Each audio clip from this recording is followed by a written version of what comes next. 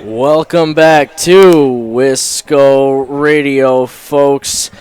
This one is a big one, and we're here in Waunakee for you. Week 5 of WIAA football action here.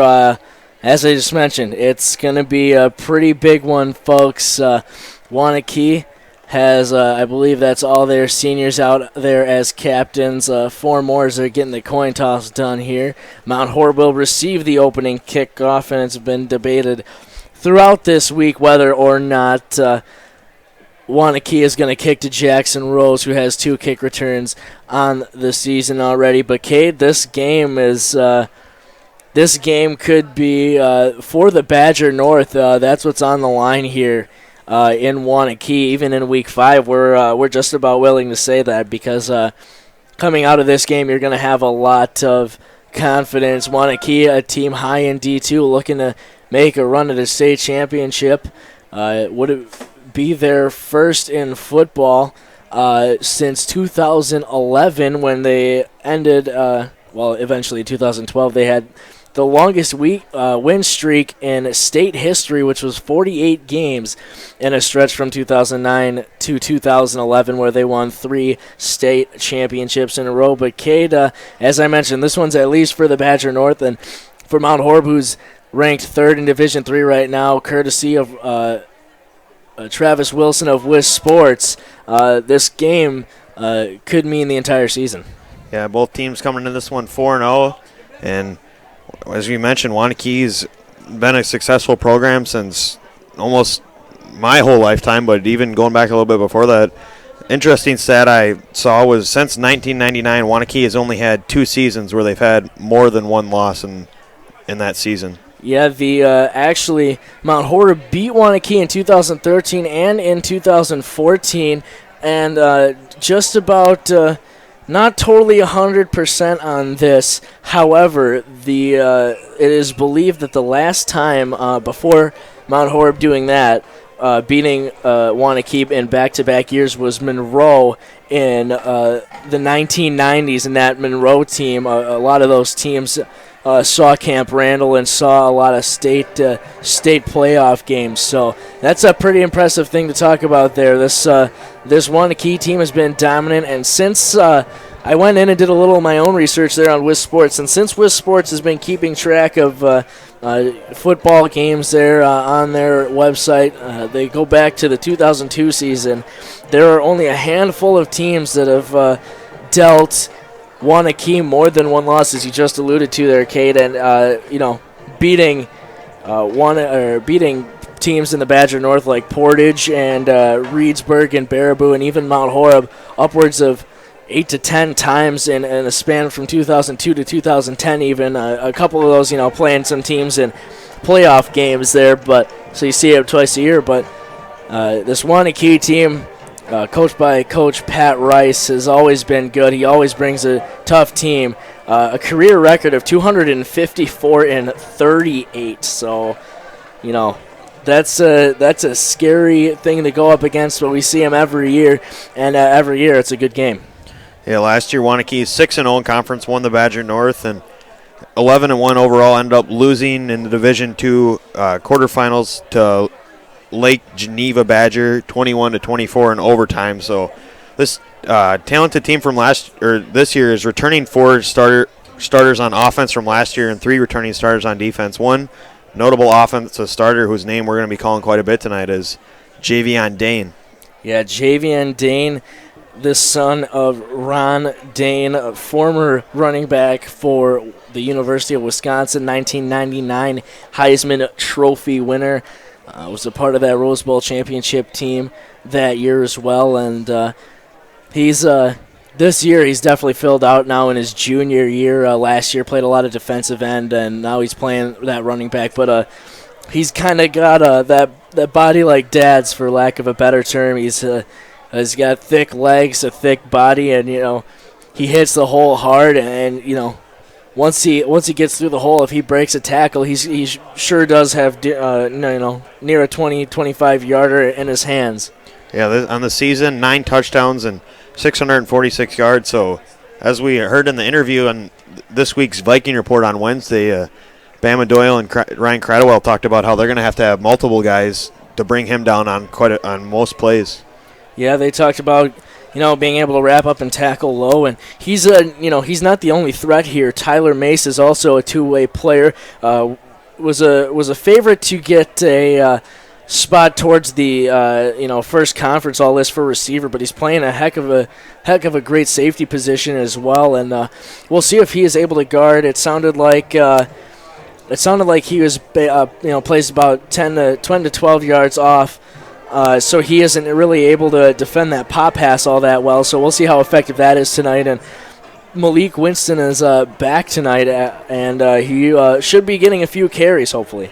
Yeah, I talked to Malik. He said he's pretty much feeling 100%, and it'll just be a little bit more limited role. Obviously, when you miss 2 weeks like that, it's hard to come back and be back in full form. But this Vikings team has guys like Bree Gassman, Jackson Rose, Miles Steinhoff really picked up and showed how good this Viking backfield can be. Yeah, they're a dangerous team, and Mount Horeb definitely winning a lot of games with their defense, only getting outscored by Waunakee by 20 total points on the season, and only giving up about, I believe it's like 12 more as a team also. So it's going to be a tale of two defenses, but it's also going to be an interesting take to see how well that the offenses produce here tonight, and it's just going to be a fun game. It's your classic Badger North rivalry. It's going to be your classic Mount Horeb versus Waunakee game. But like I said, this could mean the Badger North tonight, depending on if a team gets help later in the season. And all I can say is play ball. Really, I think we've been waiting with bated breath for this one. Even when we got the schedule, we knew that hopefully this was going to be a game that could be of big momentum and see what everybody's going to be able to do as a team so far here tonight. And it's a beautiful night. The rain was at a 30% chance. Hopefully that stays off tonight, as we have about 16 minutes to your kickoff here. And this is where we're going to take our first break of the night. So we're going to hear a quick word from our sponsors, and when we come back, we're going to have more of your pregame show. This is Wisco Radio. Bryce Hopwood, Cade Johnson. Here's a quick word from our sponsors.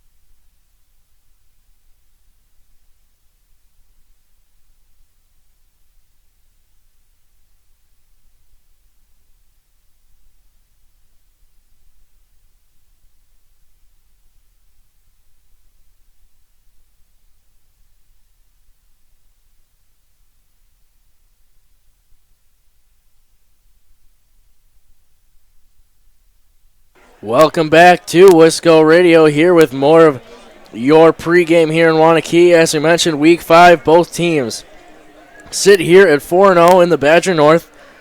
Well, not in the Badger North, but 4-0. Both teams from the Badger North, of course, Waunakee and Mount Horeb. As we mentioned, this is just going to be a good one. This has a playoff atmosphere, Cade, when you look at the entire thing. And at the end of the day, it's going to be something that not only these players, but these fans and everybody up in the stands and in this booth are, I believe, going to remember for a real long time. Yeah, this Mount Horeb offense coming to this game, averaging 31.2 points per game, as you mentioned, about 5 points per game less than this Waunakee team, but on offense, averaging 194 passing yards per game and 131 rushing yards per game. And if they're able to do that this game, it should be a fairly close game between these two teams. Yeah, these two teams, it'll be interesting to see how good both offenses fare here, but both of these defenses are definitely exceptional. As the Waunakee fans stand to hear the school song, and they're going with the jersey out. Their student section is Mount Horeb going with the blackout. It should be a good one. Great atmosphere tonight, and last night was a great win for the girls volleyball team. Should mention that. They beat DeForest last night in 5 sets, putting them atop of the Badger North. So hopefully we're looking to ride this great momentum that they're having. 2 weeks ago now, beating Waunakee for the first time in school history for volleyball, and we'd like to make it 3 out of 4 years here, and 1-0 for Coach Kleppe in his tenure against Waunakee. Moved to 5-0, but this Waunakee team, we can't downplay them. That's for sure. They are both, like we mentioned, you can't say it enough just how talented both these teams are, and how able they will be to make deep playoff runs. Some of the guys, talking that, trying to be funny and say that it's gonna be a blowout and whatnot. But this game, they know that it's gonna be. You hate to use the term that some guys are going to be put in body bags because it sounds so terrible. And usually you think of the guys in the NFL laying those kind of hits on each other. But this game is definitely going to be one of who's the more physical, stronger team. Despite both teams, Coach Pat Rice now in more of a spread set than his usual pro style offense this year, putting their fullback from years past. More towards offset in the backfield between the guard and tackle on either the left or right side. And that's kind of what they do now, and they run to that strong side oftentimes or try and pull the read option back. Got a chance to watch some film as a lot of these guys from Mount Horeb were getting their homework done, but still in more way than one. If they got some free time during class, they were pulling up the film and they were watching whatever they could to try and get the advantage tonight, because they know it's going to be such a great physical game. But not only is it physical, the other half is mental as well, and try to be strategically solid as well. Yeah, and this is a kind of rivalry that these high school players play football for, just the competitiveness that we're going to see in this game. And, of course, being Mount Horeb Bonneville Viking fans, we're going to hope they come out on top. That's the hope here in Waunakee. It's always fun to come to Waunakee and get a win. At the end of the night, this one, I don't think you're going to be too unhappy with the result here tonight. I wish I could. I was talking today with some of the teachers and what I think, and some other people I've been talking to over the last couple of days. Been talking to me and asking me about, what do you think? And I just said that I wish I could know the final score so that I know what to expect. But of course, you can't see far ahead into the future. You can only see maybe a few seconds, and so we're even anxious up here. It's a great feel here for Mount Horeb, and one of the biggest games in a long time. And in my 4 years here at the high school, I would say the playoff game from last year, that Reedsburg, going into Reedsburg, had probably the same feel. And Isaiah Lejure's last year, his senior year, my freshman year, going up to lacrosse against Catholic Memorial, I think as far as football goes, of course, now I've had plenty of state championships, the one in basketball, and plenty of gymnastics and everything else lumped in, and all of those lumped in. I've seen some long playoff runs and been a part of them, but so as far as football goes, that Catholic Memorial game and that game from last year, that Reedsburg, have really, as far as football goes, had this same feel of high anxiety and this really antsiness to get to the game. Yeah, we were talking about Javian Dane a little bit, but of course the Vikings linebackers is probably, you got to really like this matchup if you're coach. The guys that contain this Waunakee running game. Talk about in the Viking Report, Cam Krantz and Scott Hall combined 12 tackles for loss in only 4 games so far this season. Yes, and now they're announcing it's their senior night tonight, so we'll see. They're naming the parents, and the parents are standing up, so that's nice to see here.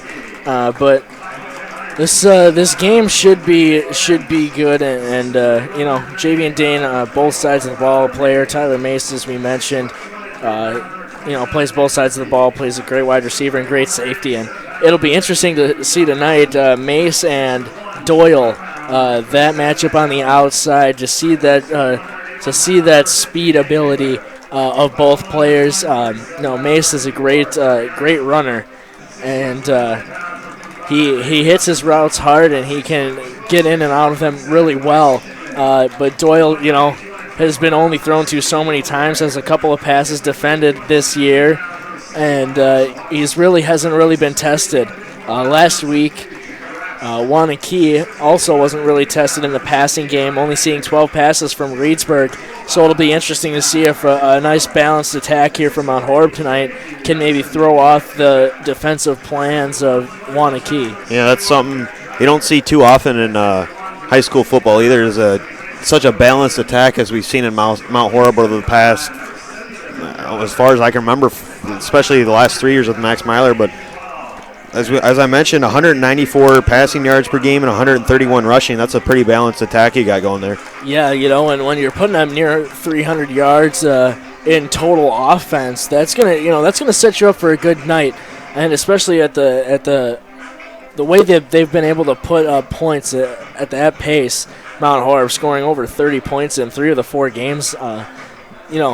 When you're putting up a lot of points, you can give up a lot of points, but Mount Horeb hasn't been doing that, and neither has this Waunakee team, for lack of a better term, or not, just trying to give them props as well. But this one definitely has you a little nervous tonight. This one's just got a great atmosphere that we're all just trying to get ready and pumped for, as we have about a couple minutes, about 3.5 minutes before kickoff now. So the lights are on.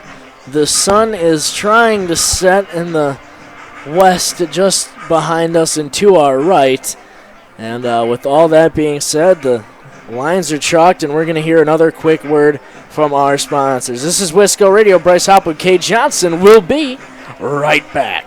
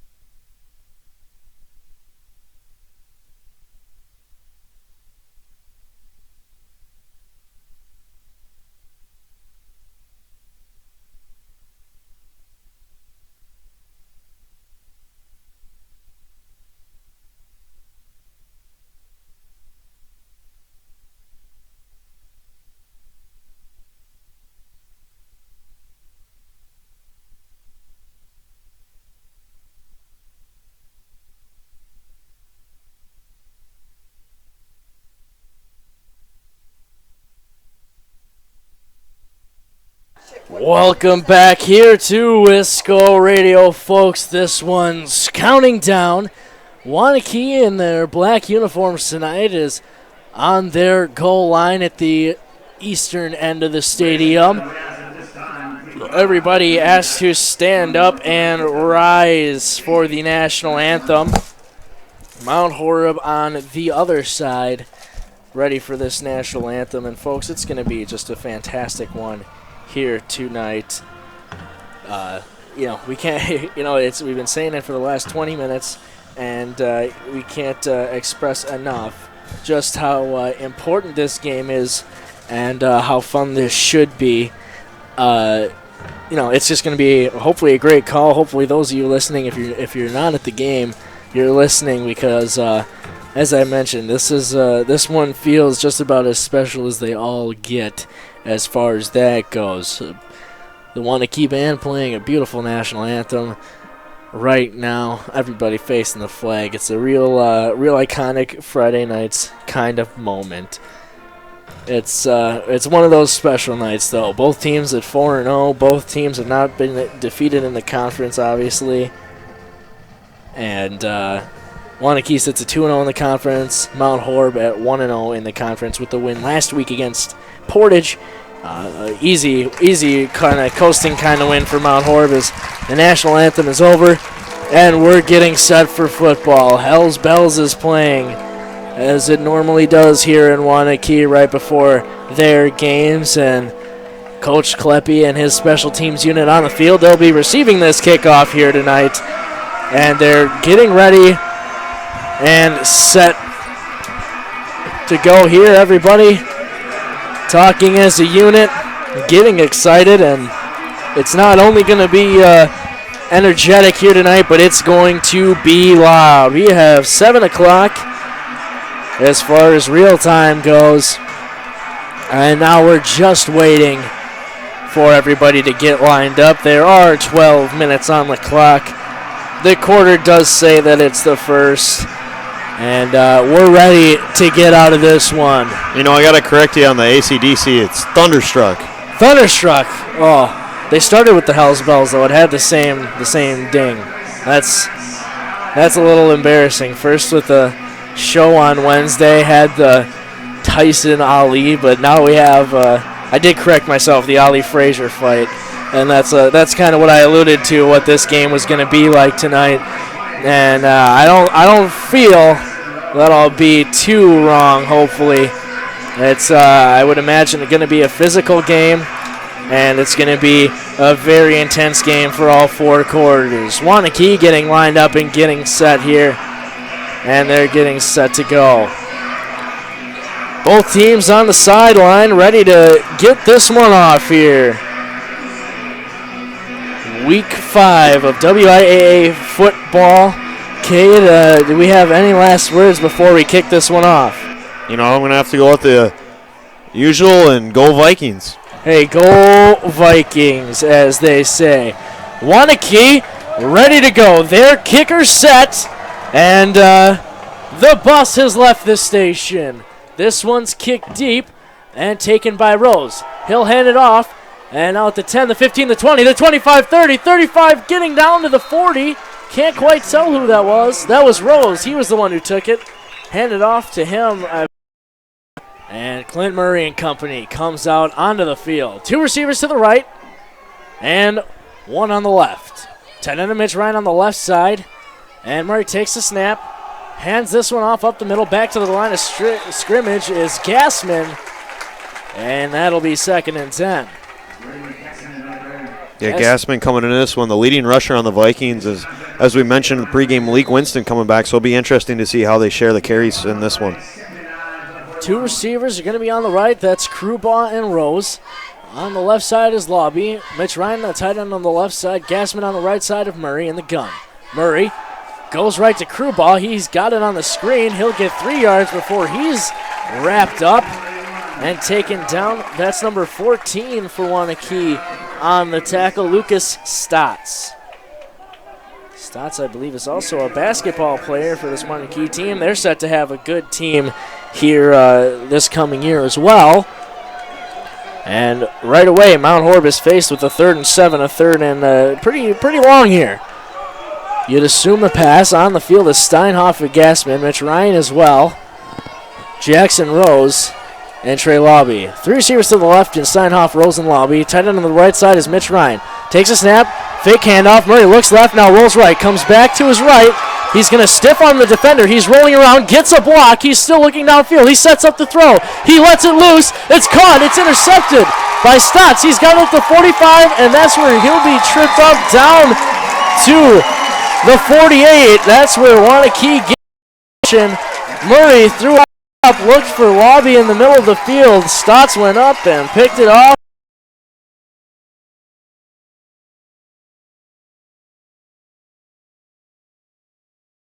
Stop in, get to him early, and then the rest of the team finishes him off.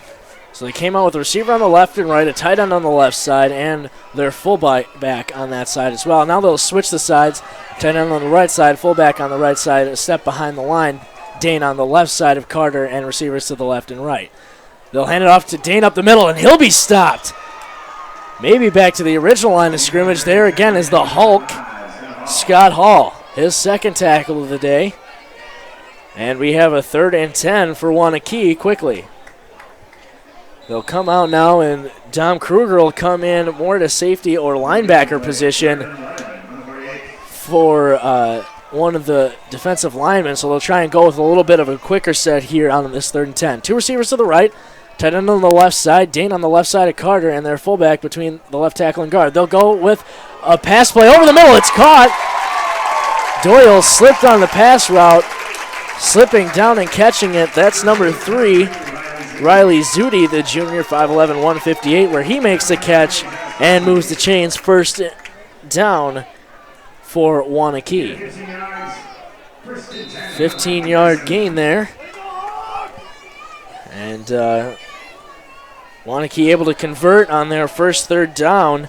Mount Horeb throws the interception and was not able to on their first possession. Receiver to the left and right. Now the man on the right side comes in motion. They'll hand off up the middle to Dane. Up and taken down. Okay, Nichols coming up from his safety spot as well. On comes Zudi for Jack Kracha. Fun fact, Kracha actually cousin of Mike Holum. Defensive player for Mount Horeb, has been used in the tight end set as well. 2 receivers to the left now. Dane on the right side of Carter, and he'll drop back to pass. Carter looks left. He's going to go left. That one's off the hands of Gassman into the hands of Doyle. That's an interception. Mount Horeb ball. Doyle there on the deflection. Gassman tipped it. The old tip drill. Mount Horeb ball, 1st and 10. Yeah, what a way to get the momentum back here in this one after throwing an early interception. As you mentioned, Gassman able to knock it out of the receiver's hands, and Doyle with the pick. Beautiful play there. And now Mount Horeb and company will be back on the field. This is nice to see. We mentioned the turnover margin for Mount Horeb was at -1 coming into this one, and now they're back to even, at least for the game. 3 receivers to the left. Mitch Ryan, the tight end on the left side, and Jackson Rose, the lone receiver on the right. Murray in the gun alone. Now Rose comes in motion. High snap. This one's given off to Rose. He tries to go upfield, but he'll be planted in the backfield. A loss of about 3. He'll be 2nd and close to 13 here. Tried to go with the jet sweep to Rose, but not a whole lot doing there. We have 2 receivers to the left. Travis Classy now on his receiver. 1 on the right is Classy. Mitch Ryan, the 10 on the right side. And now this snap goes in and out of the hands of Murray. He rolls to his right, now moves back to his left. He's going to set up and throw down the field. And out of bounds, incomplete. Lucky that one, could have been a lot worse, but now it's quickly 3rd and long for Mount Horeb. Yeah, good awareness there by Murray to be able to throw that one out of bounds. And what could have ended up being a huge sack ended up just being an incompletion. Yeah, or worse, trying to pick up the ball and run there, maybe miss it, and end up with Waunakee having great field position. Nonetheless, receiver on the left and right, Mitch Ryan in the gun.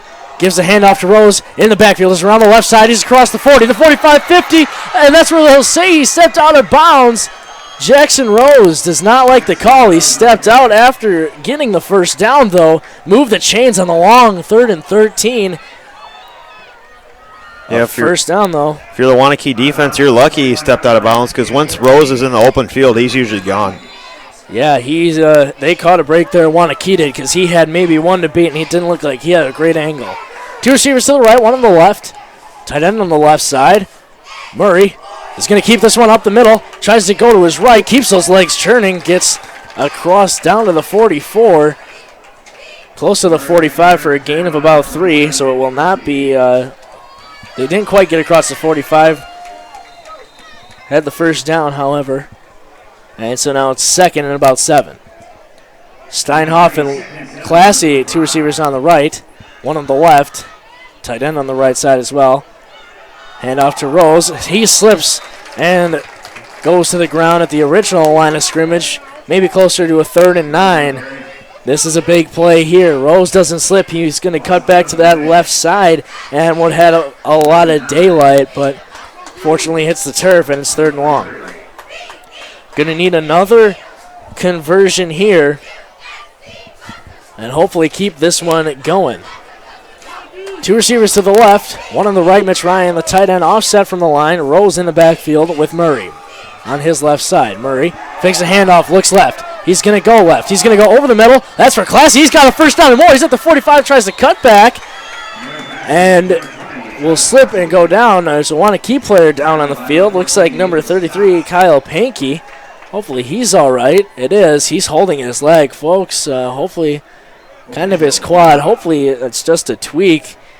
He doesn't look like he's feeling all that well. The 5'9 junior standing and being at 165 pounds. Hopefully didn't hurt him too much there, and it's just a quick tweak. But Travis Classy, they put this one in this week. Would move him to wide receiver in some sets as Pankey is up right away and walking off the field. Classy is going to be in some sets, had the cross route right over the middle, had the first down, and when he went to cut back, he was going to have a little bit of extra room to run, but he slipped. Yeah, that's Travis Classy's 3rd catch of the year, but 1st reception as he had the 2 picks in the Stoughton game. That's a good point there. He does have the hands. Coming off of this Doyle interception, you want to get the points off of turnovers, and they talked about today trying to get an interception or a turnover to get some points. 3 receivers to the right, 1 to the left. Murray in the gun, Rose to his left. Murray drops back, looks left, goes. He's got Rose and gets caught from behind at the 45, 2 yards behind the line of scrimmage. Looked like that was number 55, Braden Johnson, the 6', 210 senior. Yeah, Waunakee coming to this one. We knew they were a good tackling team, but already showing it here early in this one. Yeah, 2nd to the right, 1 to the left. Murray in the gun, gives off to Rose up the middle. He cuts back, gets a yard, almost back to the original line of scrimmage. However, he'll end up only with 2, and now they'll be faced with another 3rd and long. Able to convert on their last 2 has Mount Horeb. Looking to do it again. You'd assume a pass here, but they went with that draw play last time. 2 receivers to the right, 1 on the left. Mitch Ryan, the tight end on the right side. Murray drops back, fakes the handoff, looks right.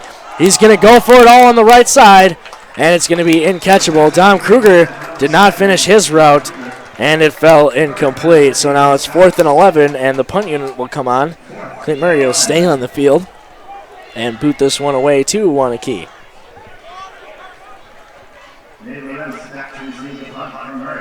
Hopefully, doesn't look like they're going to be set up for a fake, but the Gunners, Nichols and Doyle, are on the right side. Looks like they'll try to push it towards this right goal line, or right pylon side, I should say.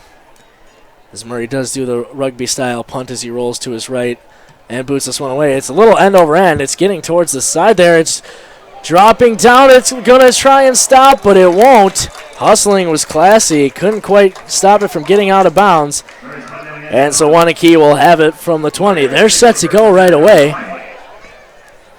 So we will not have a quick chance to get to our sponsors, but thank you to them nonetheless.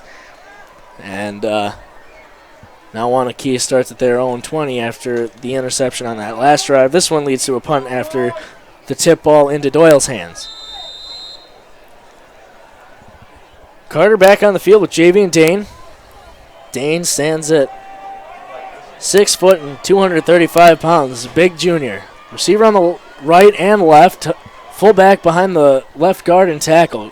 Dane on the left side of Carter. They'll hand it off to Dane around the right side. He'll get out there. He'll try to cut out 2nd and 2. That's the first time Dane's got more than 2 yards on a carry, so far containing them pretty well, but knock on wood. Yeah, they've done a good job so far. In comes Kracha. As we mentioned, a cousin of Mike Holum, defensive outside linebacker for Mount Horeb. Receiver to the right and left. That fullback on the left side now, and Dane on the left side of Carter. They'll hand it off to Dane. The middle is contained, but Dane dragging along Mount Horeb Scott Hall as he got across the 30 down towards the 34, and that's where it'll be a first down for Waunakee. Waunakee gets another first down. And they're hoping to drive after getting a good field position and throwing an interception right back to Mount Horeb. Receiver on the right and left. Dane on the right side of Carter in the gun. Carter takes a snap, hands off to Dane up the middle. He breaks a tackle, rolls up another Mount Horeb defender, drags a defender along with him. He'll get 12, 13 yards and a first down. Yeah, that's one player, Javion Dane, is going to be tough to bring down all night, and it's one of those guys who when you're in the fourth quarter, just defense just gets tired out, so you got to contain him early and force Waunakee to use the pass game, as we already seen so far in this one. The secondary's been playing well. A very similar approach to a Wisconsin-type team who has those power backs, Monte Ball, John Clay back in the day, and they kept pounding that at you until they couldn't. Tight end shifts to the right side. Receivers on the right and left. Dane on the left side of Carter. He gives this one off to Dane, and Dane is around the right side being gang tackled by Gassman Nichols. And also there for Mount Horeb was number 12, Ryan Cradwell. He's in on the tackle. But not before 6 yards for Dane, 2nd and 4.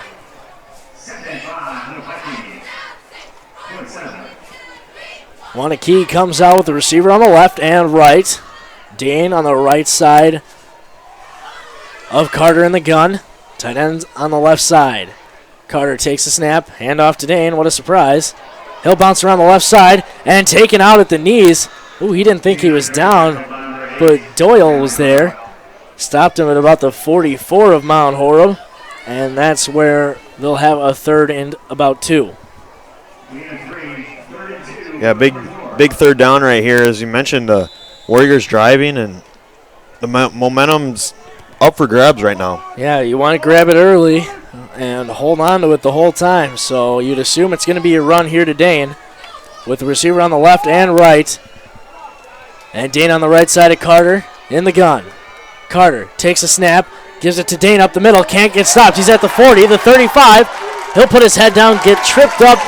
That's classy on the tackle, but not before he got across the 35 down to about the 27, where he has a Waunakee first down.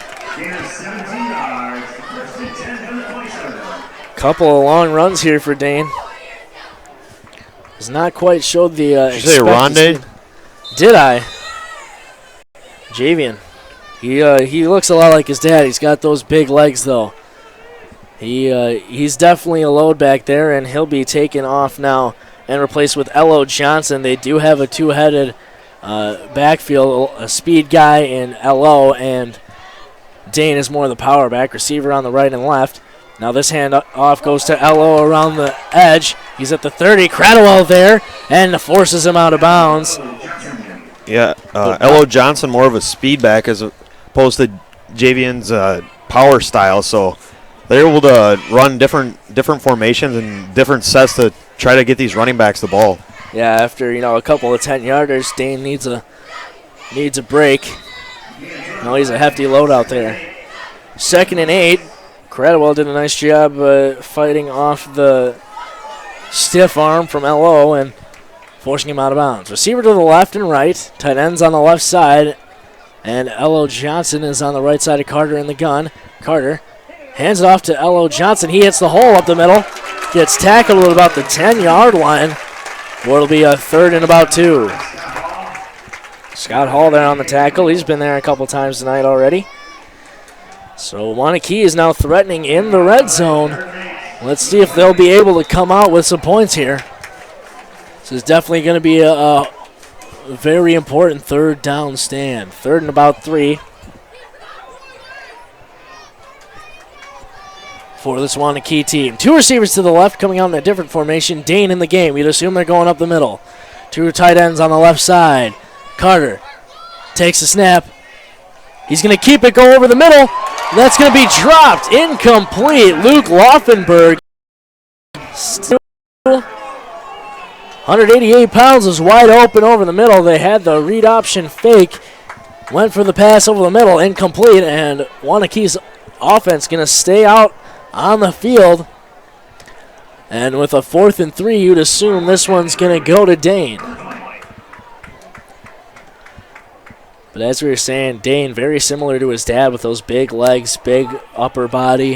Has a lot of strength all around. 4th and 3. Receiver on the right and left. 2 tight ends on the right side. Dane on the right side of Carter in the gun. The snap. Carter hands off to Dane. He goes around the right side. He trips and falls. He's not going to be even close. It's going to be Mount Horeb ball on their own 10-yard line. Heck of a stop there. Contained the outside. Made Dane try and cut back. Had him cut back and slipped in that grass. It must be still damp from the rain earlier this afternoon.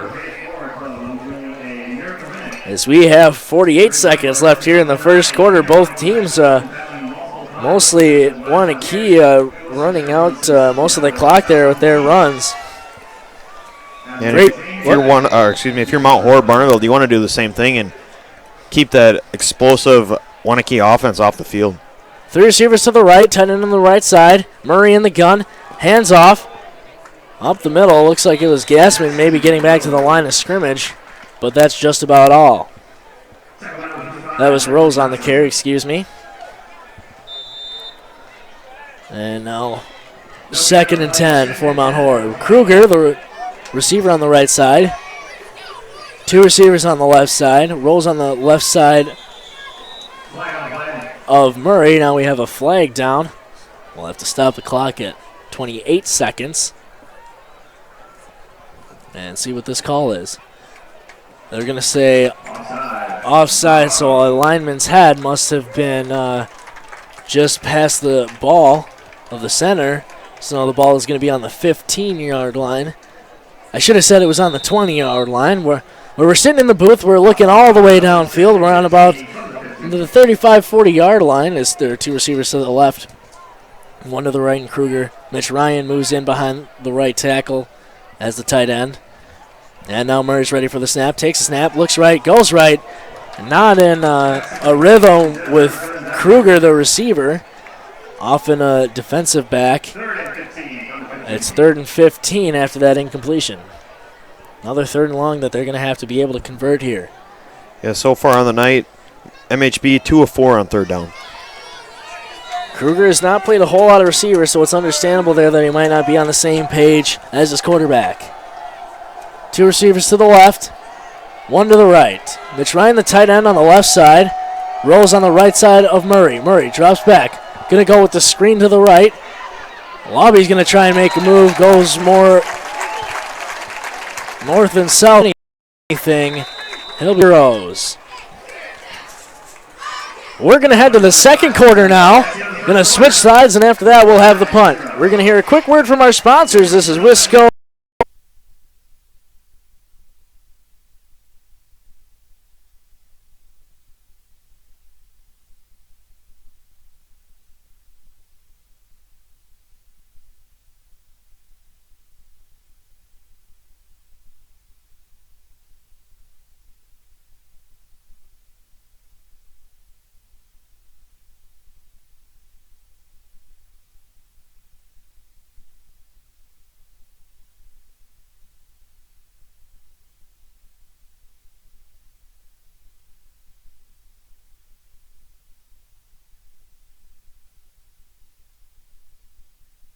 Welcome back to Wisco Radio here in Waunakee. There's no score after one. Mount Horeb forced to punt. It's 4th and 15 here. Mount Horeb getting set to punt here. And everybody's lined up. Clint Murray going to have to boot it away here. Two gunners on the right side. Looks like they'll try to force him to the right side. So that's where Murray will be rugby style with the punt. This one's high up in the air. A little short. Gets some decent roll, but Waunakee going to have some good field position. Going to be at Mount Horeb's 44-yard line, and that's where they'll start this drive. Yeah, so far, everything we expected through one quarter, the battle of defenses, and we're tied up here at 0. 1st and 10 here for Waunakee. Carter with Dane going to be in the backfield.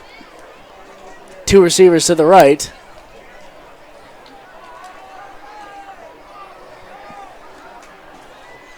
Two tight ends on the left side and Dane on the right side of Carter.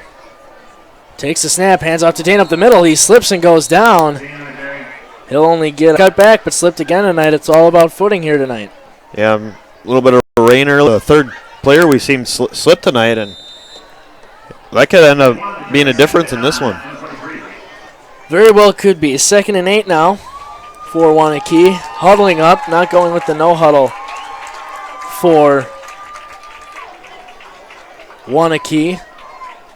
Or not similar to Mount Horeb, I should say. Two receivers to the right again. Dane on the right side of Carter in the gun. Hands off to Dane. He goes around the right side, sheds a tackle. He's at the 40, the 35-30, the 25-20. Tries to get through a tackle. He won't. But not before getting down there. Tackled by Classy. Tried to lower and lower the boom. He got down to the 16-yard line of Mount Horeb, where it'll be 1st and 10 for Waunakee.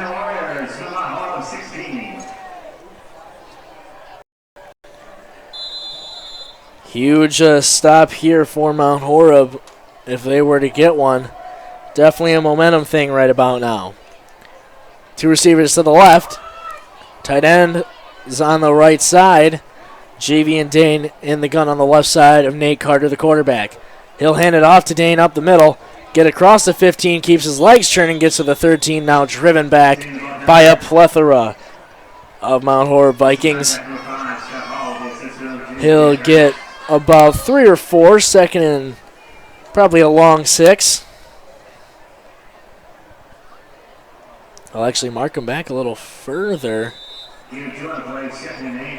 So it's more of a 2nd and 8. Say his forward momentum was stopped. And now there'll be a receiver on the right and left side. Dane on the right side of Carter in the gun. Now the tight end shifts from the right to left side, making the left side the strong side with their fullback on that side as well. Carter gives off to Dane. He's across the 10, down the 5. He's carrying the defender with him. In for the score is Dane. Waunakee goes up 6-0 here early in the 2nd quarter.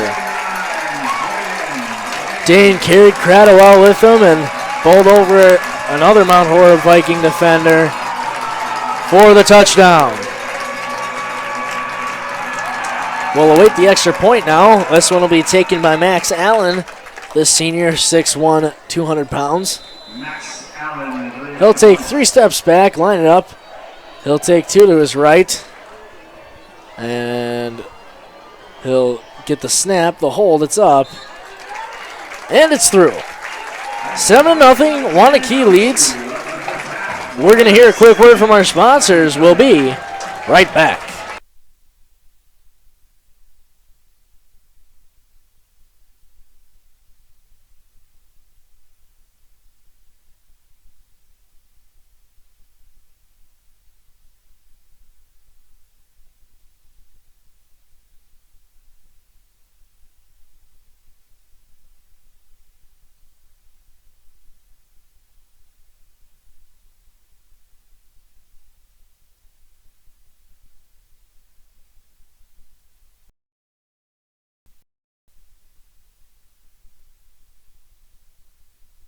Welcome back to Wisco Radio. 7-0 Waunakee leads after the Danes score a 15-yard touchdown.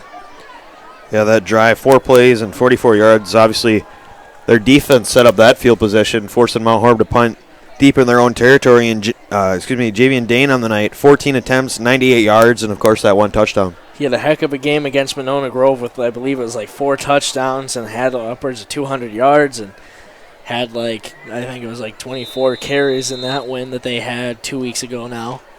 As Max Allen is on to boot this one away to Waunakee. Dane is a heck of a back. He's a heck of a player in general. And Max Allen ready to boot this one away. And it's away. This one's headed towards the sideline, though. Steinhoff lets it roll out of bounds. And Mount Horeb will start at the 40-yard line. 45-yard line, excuse me. Yeah, that's definitely a good way to start their first drive of the second quarter. Yeah, well, great field position. If you don't count the 4th down punt, but yeah, well, we'll call this the first official. Up here, thanking of all of our sponsors. The ball is at the 35, excuse me. Don't move it up to the 40. Coach Ryan Kleppe talking to his offense as they get ready to go here. Clint Murray and company looking to answer back here. This is a big drive here for the most part. 2 receivers to the right, 1 to the left. Tight end on the left side, and Malik Winston seeing his first action in the backfield tonight on the right side of Murray. Murray takes the snap, hands off to Winston, makes a move, but only gets 1 before he is dropped. Just about the whole defensive line for Waunakee in on that one. 2nd and 9. 2 receivers to the right again. 1 on the left is Lobby. On the right side of Murray is Winston. Murray gives this one off to Winston. He's around the right side. He tries to make a move. He's driven back. He'll get up to the line of scrimmage, but he'll maybe get 1. They'll give him 3rd and 8. Quickly to the 3rd down and long. That's not an ideal situation for Mount Horeb. Yeah, more than likely passing here. The run game hasn't been doing so good so far. It's the only 1 rush for over 10 yards. That was Jackson Rose, and other than that, not too much. Murray is going to step up in the pocket. He's going to try stiff arm. He does. He's across the 40, the 45, 50. 45 gets out of bounds, where it'll be a 1st 10, a gain of about 20. Murray stepped up in the pocket, gave a stiff arm to a Waunakee linebacker, got into Waunakee territory about the 44-yard line. Heck of an athletic play there. Very similar to the run from Max Myler a year ago, where he stepped up in the pocket and took it. Only his was about 50 yards and almost scored, but very similar in that regard. 2 receivers to the right, 1 to the left. Murray looks right, going to go with the screen to Rose. He's going to make a move. He's tackled, and that's going to be a flag. Had him up around the head. So this should be a 1st down. Rose getting up, no issue. Doesn't like the tackle. Who would? We'll see if it's a 15-yard face mask or a horse collar. Regardless, so that's not something you never want to see. Rose maybe just a little bit shooken up, but mostly unhappy about the tackle, and that's how guys get hurt. This is an automatic 1st down. Mount Horeb will move deep into Waunakee territory. They'll count out the steps now, as Mount Horeb is ready to go here. If you're at home listening, you can go to YouTube, search Wisco Radio, and you can watch our live feed of the game. 2 receivers to the right, 1 to the left. Winston on the right side of Murray in the gun. Murray goes to Rose again. He'll go. He's across the, let's see here, that's the, looks to be the 20-yard line into Waunakee territory, a gain of about 8. For Mount Horeb, 2nd and short. With 8:37 on the clock here, it's going to be 2nd and about 3. 2 receivers to the right again, 1 to the left. Murray in the gun.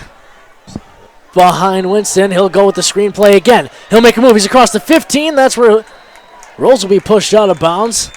On the tackle there, number 14, Lucas Stotts. The one with the interception earlier, but this one will move the chains. And Mount Horeb just outside of the 10-yard line at about the 12 of Waunakee, threatening here. Two receivers to the right, one to the left. Winston on the right side of Murray. Murray has trouble handling this one. He'll roll out now. He's getting chased everywhere. He'll roll to his right, throw it. They're going to ask for intentional grounding, but they won't call it. He was deep out of the pocket. He did not get it back to the line of scrimmage, though. A nice, helpful call there, 2nd and 10. 2nd and 10 at about the 12. Two receivers to the right again. Mitch Ryan, the tight end, on the left side. Trey Lobby, the lone receiver, on the right. Winston on the right side of Murray. Now Rose gets another screen play, where he'll be knocked out of bounds inside the 10 at about the 8-yard line. Looking all the way across the field towards the right hash.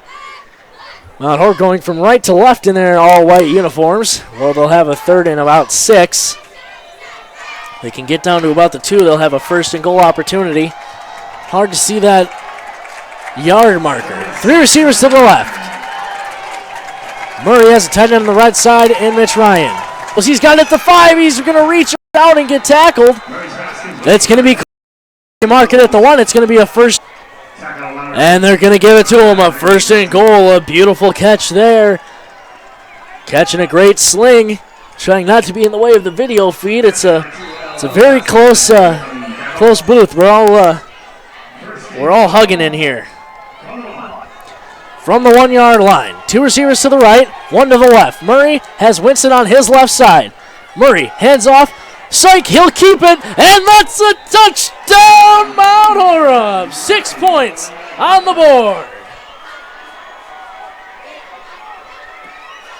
6 points for Mount Horeb. 7:47 left on the clock. And now Pertusati on to kick this one.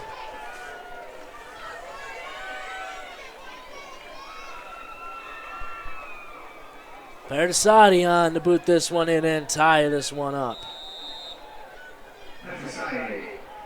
Hopefully he can do such a thing here. The snap, the hold, it's up. Diving and laying out was a Waunakee defender, but it's good. Mount Horeb ties this one up. We're going to hear a quick word from our sponsors. We'll be right back.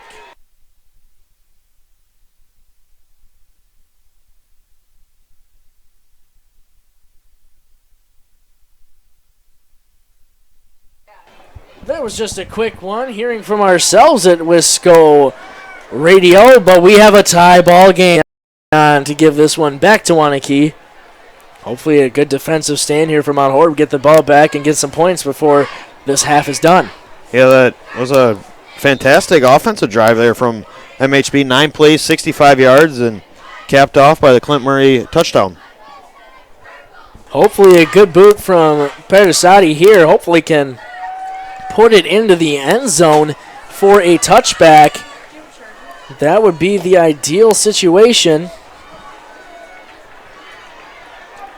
for Mount Horeb, is to pin them as back as they can get. Hopefully maybe get one to... Maybe they just boot it around and try to pick it up and struggle. Pertusati on. Sebastian Janikowski, left-footed kicker. 35-40. 40, 35, 30-yard line taken down by Dom Kruger is Stotts. A great return there for Waunakee. And they'll start on the 30-yard line. We said special teams is going to be a big part of this one, and it has proved to be so far.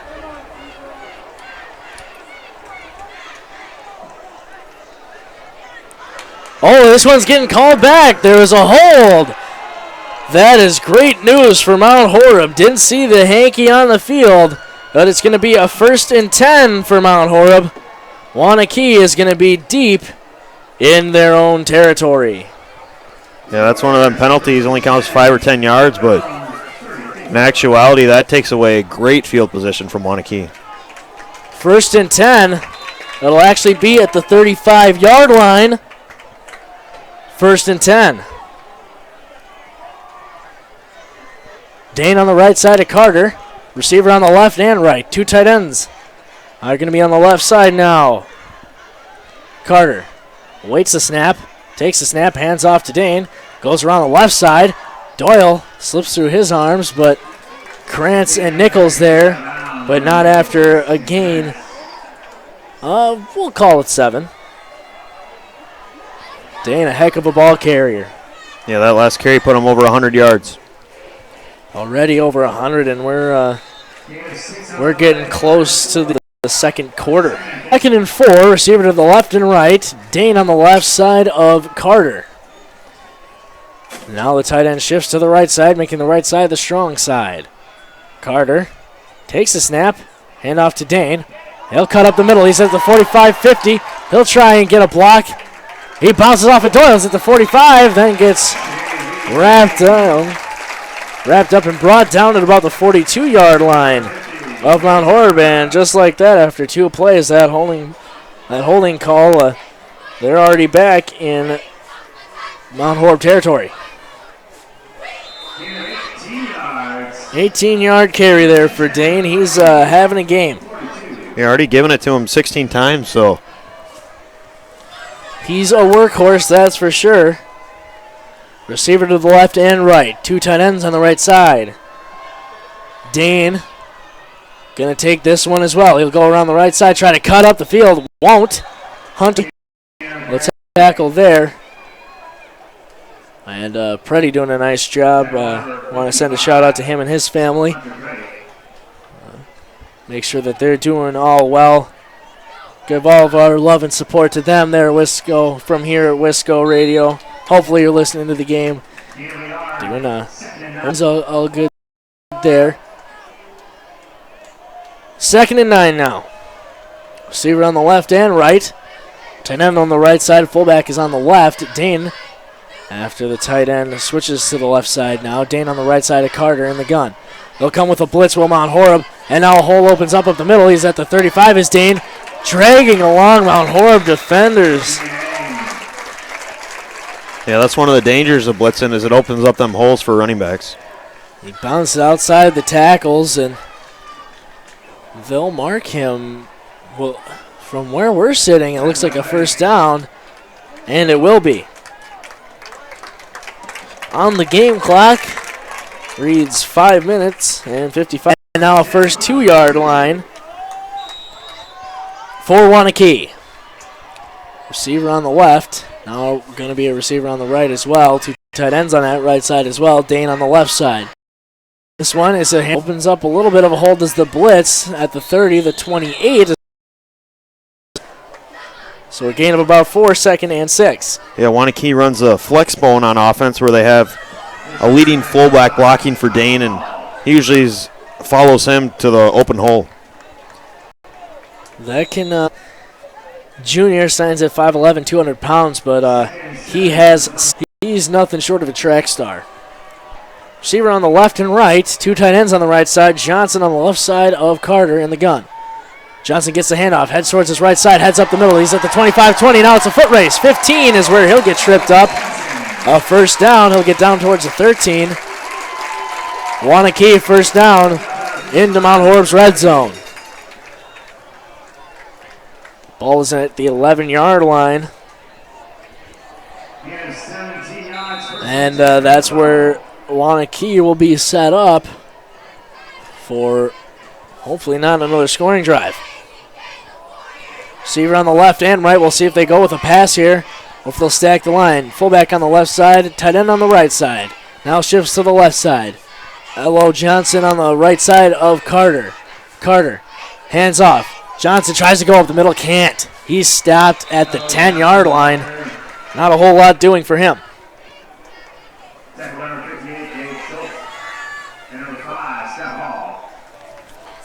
2nd and 9 here now.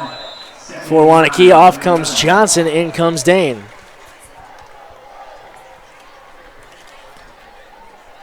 In comes Kracha, you'd assume, with the play.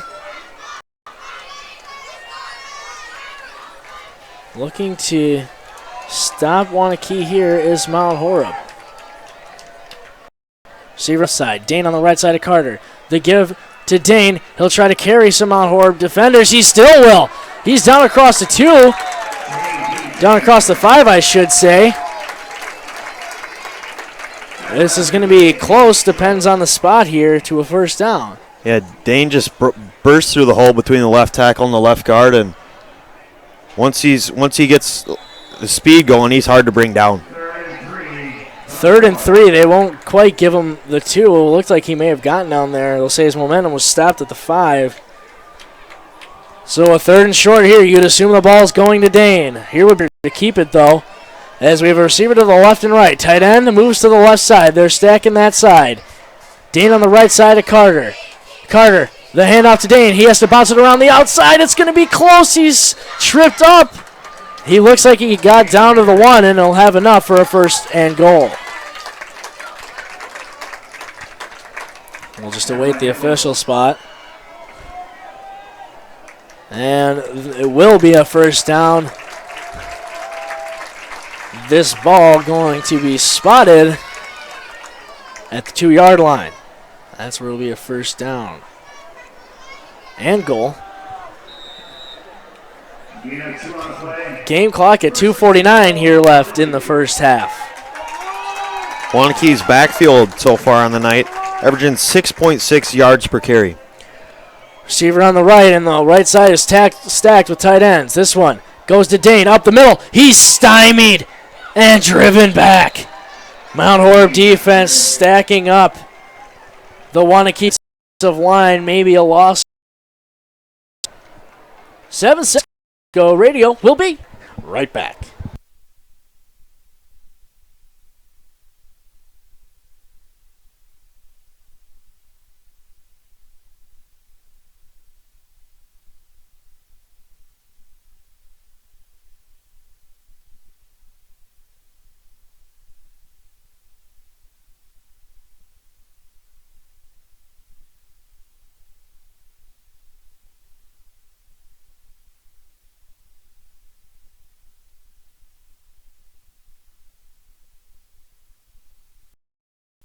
Welcome back to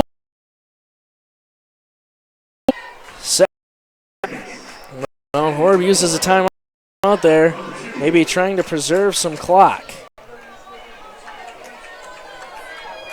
Hopefully,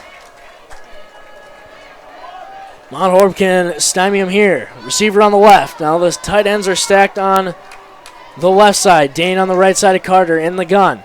He'll take the snap. He'll go around the left side. He's met by Nichols, but he's in for the score. Nobody can stop that truck, and it's another touchdown for Waunakee.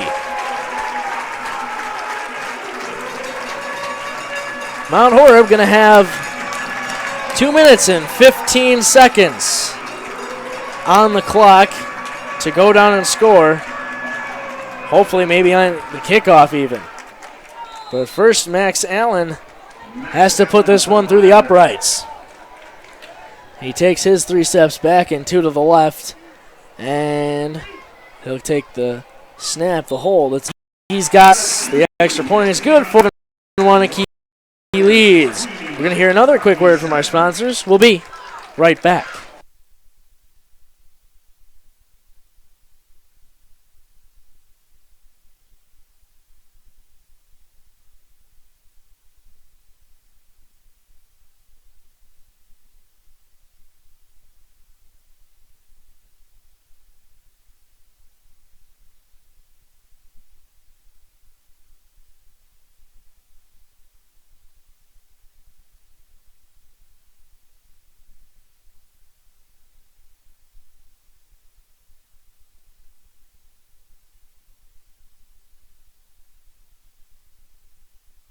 Welcome back to Wisco Radio. Score is 14-7. Waunakee leads.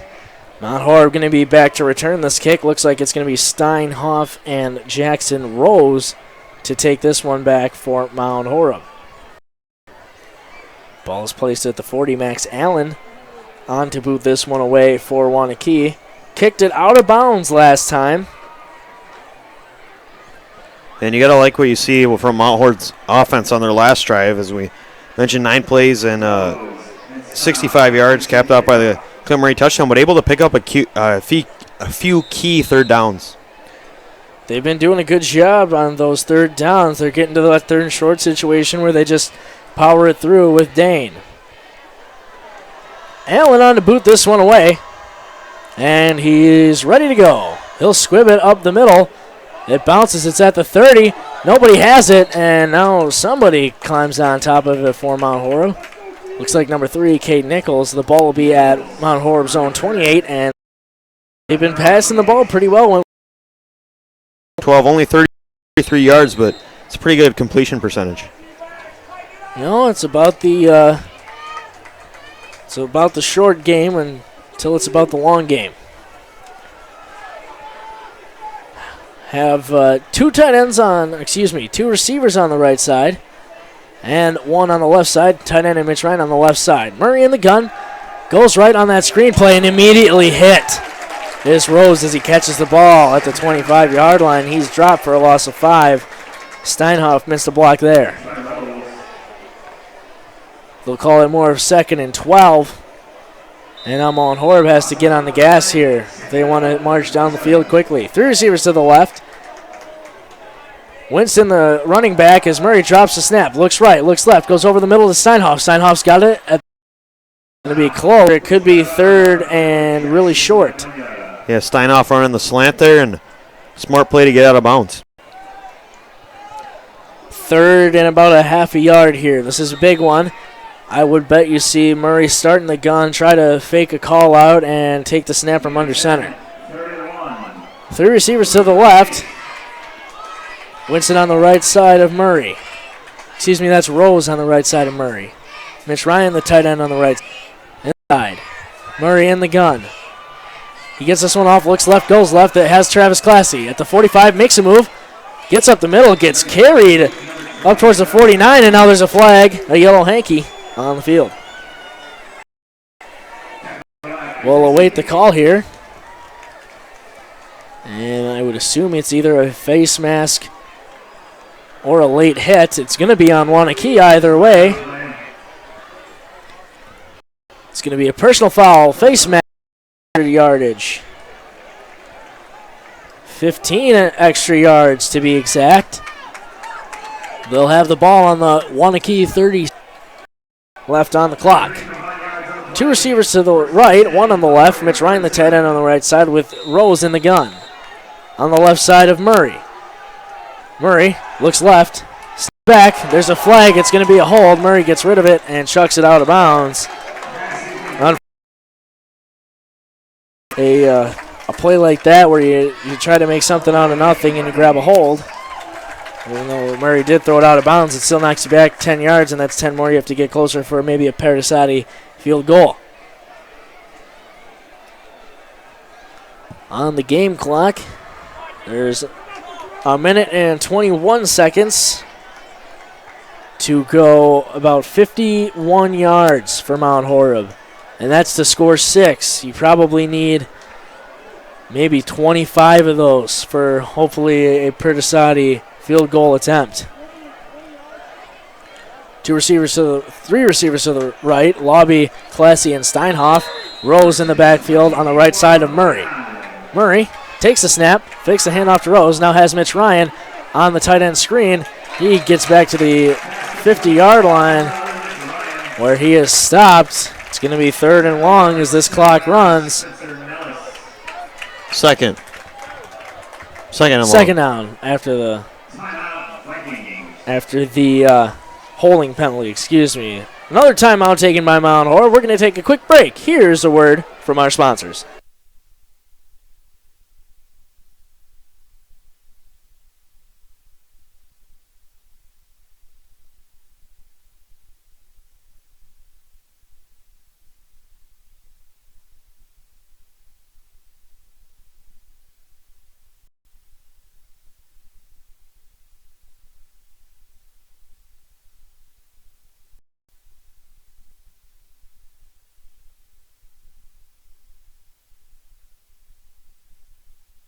Welcome back to Wisco Radio here. The ball is at the 50-yard line. It's going to be second and, well, darn near 25 or so.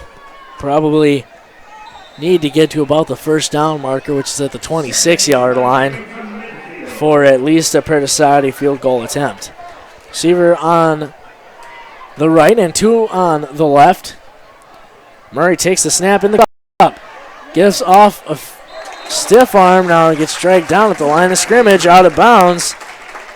It's where he'll be stopped. Now it's a 3rd and long, and you have Mitch Ryan standing at 6'6". You might try to grab single coverage with him if you can, as long as I'd assume they'd be in a zone here to maybe get some decent field position, but with the time clock running out, but still might want to just kind of throw one up to him. See if he can high point the ball and go get it and hopefully come down with it. You have one timeout to use, so even if you're short, you can use it and let Perdicati set up for a field goal attempt. Two receivers on the left, one on the right. Murray takes a snap, looks left. He wants to go left. Now scrambles to his left and slips and goes down at the 40-yard line. Didn't really have anybody too near him. And now a timeout is called, I'd assume, on Waunakee's part. This one's stopped with 42 seconds left here in the first half. We're going to hear a quick word from our sponsors. This is Wisco Radio. We'll be right back.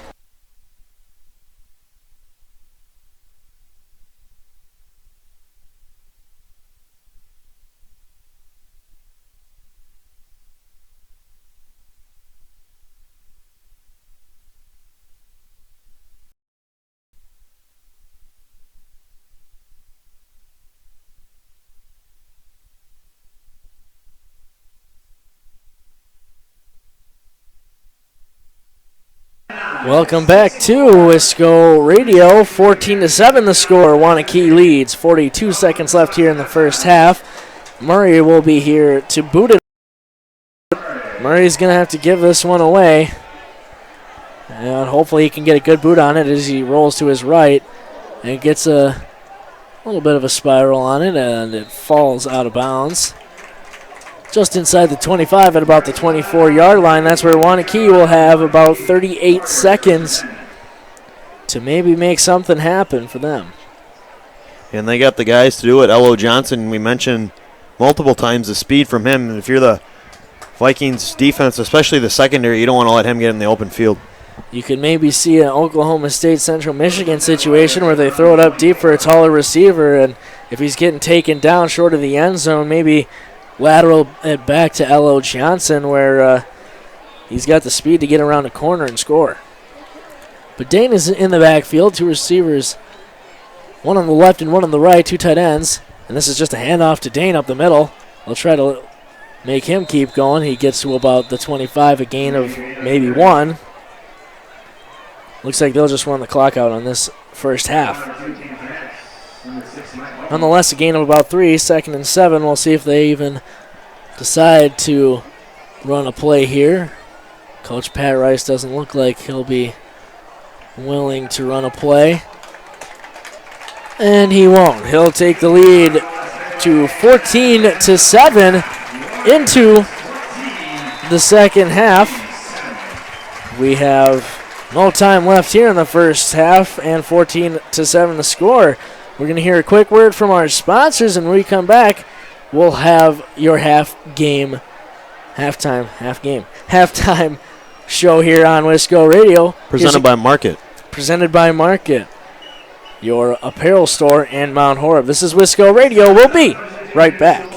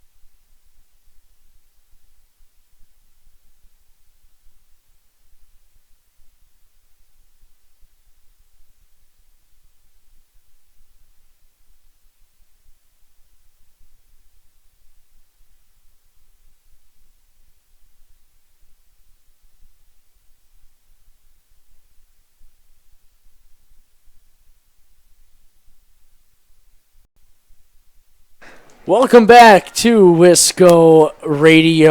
Here, your score at halftime. Waunakee 14, Mount Horeb Barneveld Vikings 7. It's been a decent first half so far, you know. We thought this would be a defensive game going in. Clint Murray threw an interception right away. Then it was returned. The favor was Brady Gassman tipped a ball into the arms of Bama Doyle from quarterback Nate Carter for Waunakee. So that was pretty even. Mount Horeb then put it away. Waunakee went down and scored a touchdown. Mount Horeb answered back with I believe that was Jackson Rose. No, he got it down there, but it was a Murray run again, his 6th on the year. That's what set it up. It was darn near. It was the Rose catch. He's still looking for his first touchdown on the season. Murray's thrown 7 on the year to 6 different receivers. Of course, first receiving touchdown. Yeah, first receiving touchdown. He's got the 2 kick returns. He did take the opening kickoff as well. They handed it off to him on the reverse and had a pretty good kick return. Got it down to about the 40-yard line for Mount Horeb. Otherwise, it's been pretty defensive. Dane has gotten his. Nothing does have the both rushing touchdowns here tonight, so he's doing his thing. Yeah, Waunakee's quarterback Nate Carter only 3 pass attempts, and of course, if you're Waunakee, when you got 6 foot 235 Dane in the backfield, there's no reason the way he's running the ball to pass that much. But a little bit of a comparison here is on third down efficiency, which is the stat both teams really strive to have better than the other team. And Waunakee 3 for 4, MHB 5 for 9. And then a little bit of rushing comparison. Waunakee 173 yards in the first half to Mount Horeb's 37. Yeah, usually, unless you're a team in the NFL like the New Orleans Saints, who has a pretty good pass attack, or even the Packers, to use an example, when you have a great quarterback like that. Not saying that Clint Murray isn't. You got to be able to sling the ball around. And Mount Horeb does do that well, but you also need a good balanced running game to go with, and they just don't really have that. Really don't have that guy tonight. They've been kind of rotating guys out, and haven't really had anybody get in a rhythm yet as far as running the ball. And as you mentioned, only the 37 yards. Yeah, this Waunakee defense, we mentioned countless times, we knew they were going to be fairly solid, but only allowing a long rushing play of 14. Of course, Clint Murray had the long 19-yarder on a broken play, but just containing this Vikings backfield. Yeah, then, if they can do that and they can limit the rushing yards for Mount Horeb, then they're gonna have to know the pass is coming.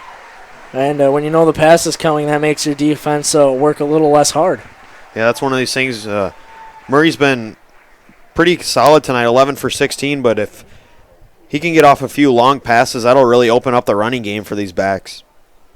Yeah, and it's just it's, as we mentioned, it's been a defensive game. There's not a whole lot to tell as far as that goes. Under the Friday Night Lights, a defensive game as we expected, and the score is 14-7. Talking to some people around the community, sounded like it was going to be a defensive game, and when I asked my opinion, I said I would be surprised if both teams get over 21. So now in the second half, we'll see the abilities of both offenses to put up points and defenses to get stopped. It'll have to be one of those situations where you got to outscore the opponent, play it like it's 0-0, and hope the final score ends up in your favor. And we're going to reach the about 5.5-minute mark before we get back to the second half here in this one. So we're going to take a quick break and hear from our sponsors. This is Wisco Radio. Bryce Hopwood. We're going to hear a word from our sponsors. We'll be right back.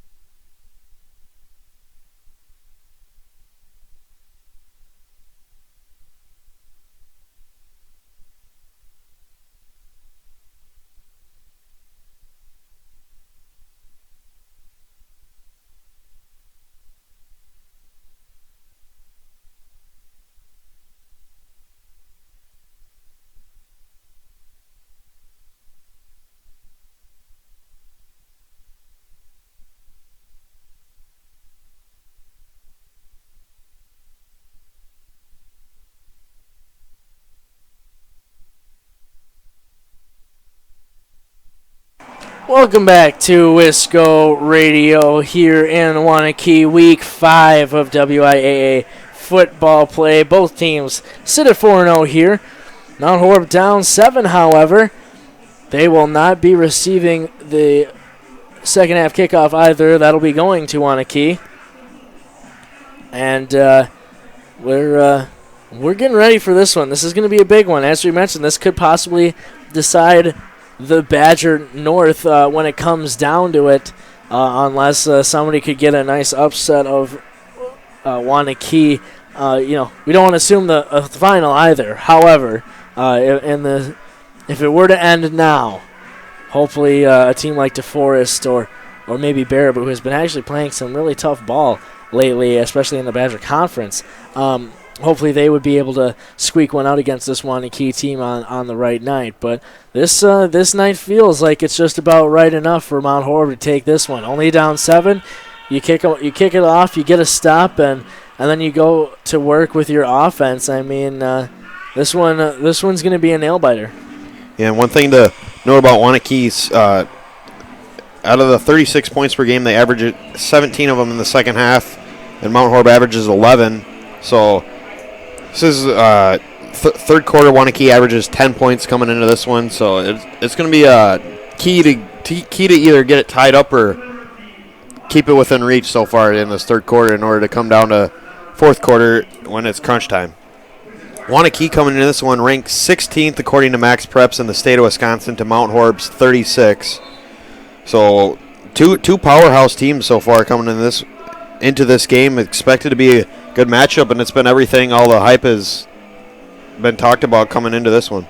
Yeah, this we can't say it enough times. This means a lot, and we knew coming out to this one tonight that it was gonna have a lot of playoff implications, or have even a playoff atmosphere going on. So with Ozzy Osbourne singing "Crazy Train," see, now I got this one right, Cade. I had the warm-up song incorrect, however, so now I got to make up for it. But both teams out on the field now. We've seen some unusual formations with some unusual personnel for Mount Horeb tonight. They've had Jackson Rose in the backfield for a good portion of the night, and had Travis Classy, normally a safety, and Dom Kruger also. Miles Steinhoff, seen him out in the flats, but we've seen a lot of different adjustments from week to week from this offense. Yeah, you don't want to judge too much, but maybe stick with what's working. Clint Murray's been kind of eyeing out Dom Kruger on some routes, and when a guy doesn't have that chemistry right away, those are two incompletions where if it's a guy like Lobby or Rose, he's going to be in sync with his quarterback, and he's going to probably grab that ball for a first down. But with those option routes sometimes where he could probably run a post or he can turn around on a curl route, you expect one and then you get the other. And that's where the, miscommunication and, only a week's worth of reps you can't really totally figure out. Yeah, here's some scores from around the conference. 21, Milton 12. So this Monroe team, who we've talked about countless times, 4-0 coming in this one, only leading Milton by 9, and that was a Milton team that Mount Horeb handled pretty well. Another score we got: Oregon is beating Monona Grove 21-14, and that one is through 2 quarters. And then a little bit of Badger North action. Portage 20, Fort Atkinson 21, and that is through the second quarter. Those are that Oregon-Monona Grove game is pretty interesting. Monona Grove has lost a couple games, or just the one game to Waunakee, but they're on the verge of another as well. And that's a tough Oregon team as well. They gave Mount Horeb a fight last year, so it'll be interesting. Both combined are pretty. There's only a few. Yeah, Waunakee is one of them. Yeah, another score in the Badger North: Baraboo 14, Sauk Prairie 3, and that's through the second quarter. And going back to this one, Waunakee 14, MHB 7. The second half, it's gonna be key for Mount Horeb to jump on Waunakee and get the early momentum. They're going to need a nice boot from Patertusati on this one. Hopefully, and get going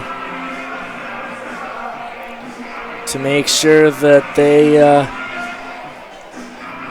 can get the ball back and go down and have less of a field to work with. Maybe go 50 yards instead of 60 yards. Patertusati listening to Coach Ryan Kleppe. He's talking to his special teams team to hopefully go down and make a tackle. It'll be key to pin them pretty deep in their own territory because, as we've seen through the night, averaging about 6.3 yards per carry. Waunakee back to receive this one. 14-7 the score. 12 minutes on the clock. Third quarter. Patertusati on to boot this one away with his left foot. And the bus has left the station. Back there's Elo Johnson. He has trouble with it. It's at the 15. It's still on the ground, and it's picked up by Johnson. The ball was on the 15. He was trying to break down so he could get back to the ball. He did just in time. That would have been huge for Mount Horeb. Yeah, it would have gotten the ball on the 15-yard line, and he came up to try to get the ball, and he couldn't do it. Dom Kruger almost made the play down there. 1st and 10, though, in the 15, and, it's not a touchback, but it's just about what you were looking for as far as a... Better than touchback. Yeah, just about. The only thing better would have been grabbing that ball. Receiver on the right, receiver on the left. Dane on the right side of Carter in the gun. 2 tight ends on the left side. And Waunakee is ready to get going here. Hands off up the middle. Dane trying to take Mount Horeb defenders with him. Will only get 2 before he's stopped. Javian Dane on the carry there. 2 more for him. He's up over, I bet he's up near 150. Yep, exactly. On the dot. Yep. Man, I'm good. I have a 6th sense. I don't quite see dead people. I see numbers. I see statistics. Not really. That'd be pretty nifty, though. Know every statistic ever. 2 receivers to the left. Maybe that's just a me thing.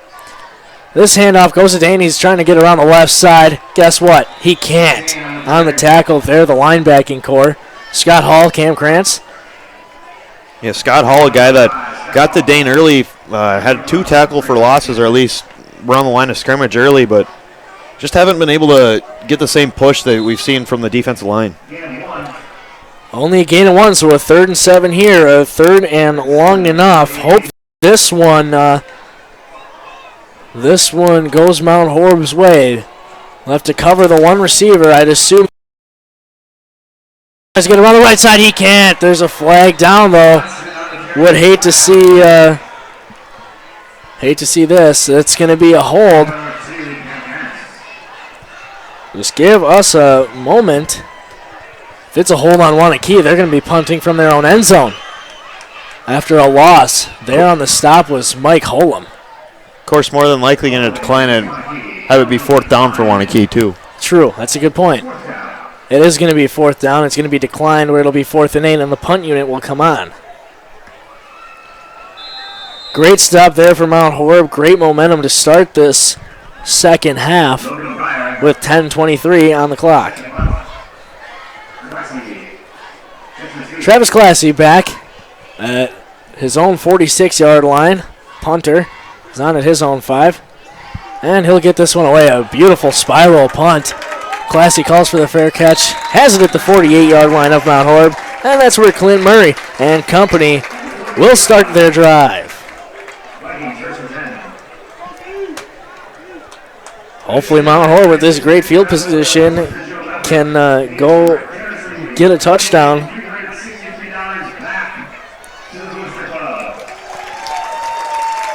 50-50 raffle being announced here for Waunakee.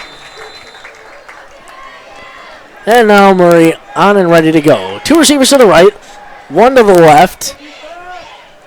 The back in the backfield looks like Gassman on the right side of Murray. Murray That's actually Rose. He tries to get around the left side. Can't. He's dragged down. That's number 75, but a flag on the play. Hold on. If that's a late hit, that could be a good sign. Yeah, thrown near the area where Rose was taken down, so more than likely not going to be a hold on Mount Horeb. Spencer Nellis. Seems like he'll be the guilty party. Referee's pointing towards Mount Horeb on the hash mark across the field. Still waiting official word. Whatever it is, it's going to be on Waunakee. Personal foul. He had to, whatever it was, is a personal foul and an automatic first down for Mount Horeb. So now they're at the 40-yard line of Waunakee with a 1st and 10 opportunity. 2 receivers to the left, 1 to the right. Murray going left now on the screen pass. He's got Steinhoff, gets 6 yards and then gets hit out of bounds. 2nd and 4. Heck of a nice job there, getting some blocks from the receivers. Steinhoff had the screenplay on the outside, got 6, was knocked out of bounds. Mount Horeb hopefully driving here. 2 receivers on the left, 1 on the right. Murray in the gun. Hands off to Rose, tries to go up the middle. Will. He gets across the 30, keeps those legs churning down to the 28 where it'll be a first down, Mount Horeb. Rose, a good run there. Yeah, this is the Mount Horeb Barneville we've been seeing all year, able to move the chains on that last carry from Rose and driving into Waunakee territory. 2 receivers on the left, 1 on the right. Mitch Ryan, the tight end, on the left side. Rose on the left side of Murray. Hands this one off to Rose. He's around the right side. He's got some green. He's at the 25, the 20, the 15, 10. It's a foot race. 5. He dives for the pylon. Touchdown, Mount Horeb.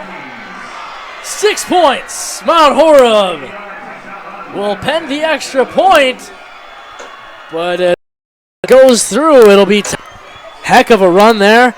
Rose uses speed at the 5-yard line. He gave a stiff arm, was being dragged down, extended the ball out, scored the touchdown. Now Perdisati's left foot on here to tie this one up.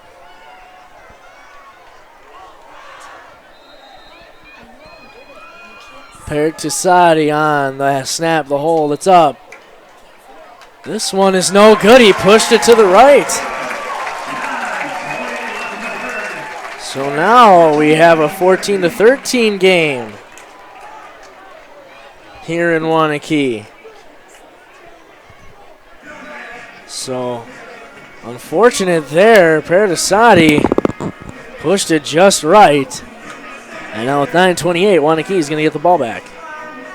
Yeah, Perdisati been fairly consistent so far this year, about a 90% extra point percentage in terms of making them, and then 1 for 2 on field goals, but unfortunate miss there, and Vikings are going to have to, if they score again, they're more than likely look for them to go for 2, but right now they're going to need to get another stop. Perdisati hopefully can boot this one pretty deep and maybe have the same thing happen as last time. Mount Horeb got to be having a little bit of the momentum here coming out. After the first half being down 14-7, now getting a stop of Dane on 2 runs, and then Elo Johnson trying to get around the outside. Holem was there on the tackle, made the play.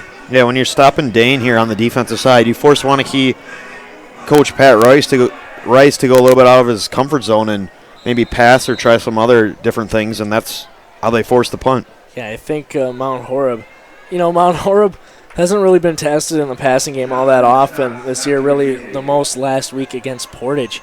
However, as Perdisati gets this one away, Stotts is going to take this one at about the 7. He's across the 10, the 15, 20. Tries to get to the left side. He's at the 25, 30, 35, 40. That's where Doyle cuts him down at about the 43-yard line. Doyle grabs another tackle. He's got a couple tonight. Mention his name. And, of course, the interception. And does have the interception as well. But as I was saying and trying to point out is that, geez, there's a fly. Get out of our way here. There's a fly in our laptop trying to show you what's happening in this game rather than just listening. And the fly is just getting in the way. and you're giving it off to Dane, which reminds me of my last point. When you're stopping him for gains of only 1 and 2 and stacking up that line of scrimmage, that's when you're, and you're not stopping him 7 yards down the field. That's really when you can get them on their heels. So now a 2nd and 10 with 2 receivers to the right, 2 tight ends on the left side, and Dane on the right side of Carter in the gun. Carter takes the snap, hands off to Dane. He's got a hole on the left side. He gets to the 45-50 where he breaks a tackle, gets across the 45 for a first down to the Mount Horeb 43-yard line, where it'll be a Waunakee first down. About 9:08 left here in the third quarter. Gonna let the clock go here. In comes Riley Zundi, the intended receiver 2 plays ago. With the play, receiver on the left, receiver on the right. Tyler Mace, number 24, has yet to be targeted. 6'3", 198. He's a fast guy. 2 tight ends on the right side. And this one goes to Dane up the middle. He sheds a tackle at the 40. Now he's across the 35, gets a stiff arm. He's across the 30, 35, down to the 25 for another Waunakee first down, about 15 yards on that one. Gets down to the 24 officially. Holm there to knock him out of bounds. And as I mentioned, Mace, a really fast guy, as a lot of these Waunakee guys are, has not been targeted. He's been their leading receiver all night and really haven't mentioned his name at all. Receiver on the left, 2 tight ends on the left side, Dane on the right side of Carter in the gun. Carter takes the snap, hand off to Dane around the left side. He's at the 25, gets to the 20. He'll roll over Mount Horeb defender, gets down to about the 16. Dane is down. He is slow to get up there. And now he's trying to get up, but maybe just hurt his knee there. 2nd and 2. This could be big if Dane has to come out and we have Elo Johnson. Of course, never something you want to see. Yeah, never something they have to see, but it could be a momentum swing. As Elo Johnson's now on the field, but of course you have to have the speed to match Elo as Dane comes off under his own power, but still with the hitch in his giddy up. Mace and Zundi out on the right side as receivers. Elo Johnson on the right side of Carter in the gun. Gonna give it off. He gets a block. Scott Hall was there to try and knock him back. He got down to about the 12, but it'll be a first down.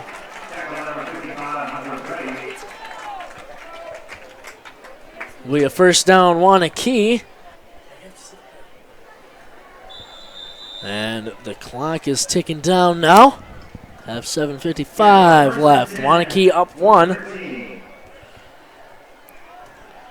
And threatening to score inside the red zone of Mount Horeb. Receiver on the right in Mace. Receiver on the left. Dane back in the game after one play on the left side of Carter. 2 tight ends on the right side. And now Carter hands off and he's stopped. Dane is. Maybe got 1. And Krantz is down on the field. He's slow to get up. Never like to see this. He is not feeling good. We're going to take a quick timeout while Sherry Almquist, the trainer, goes and looks at Cam Krantz.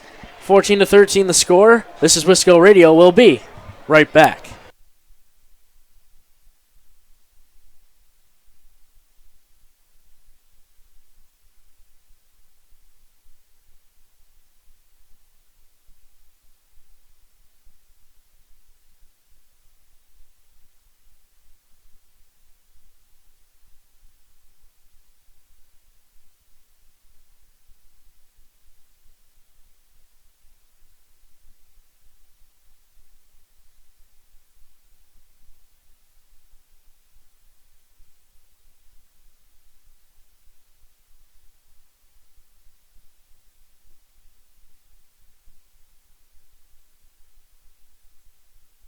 Welcome back to Wisco Radio. Cam Krantz comes off, favoring that right shoulder. Hopefully it's not too severe. It was only down there for about a minute there, so hopefully he'll be all right. Clock starts again. Receiver on the right, receiver on the left. Dane on the left side of Carter in the gun. Carter takes the snap. Fakes to Dane. He's going to keep it around the left side. He's at the 10, the 5. He's going to reach out for the end zone. Touchdown, Waunakee. That's 6 more for Waunakee. The Waunakee fans enjoying that one as they go up 20-13 now. The extra point would make it an 8-point lead. Still 1 possession for Mount Horeb. For Waunakee, Mount Horeb would have to get a touchdown and 2-point conversion here, hopefully on this next drive. Max Allen on it. Try and put this one through the uprights. He waits the snap, gets the snap, the hold, it's up. Almost blocked, but pushes it through anyways. So with that, that's 7 more for Waunakee. This score is 21-13. We're going to hear a quick word from our sponsors. This is Wisco Radio. We'll be right back.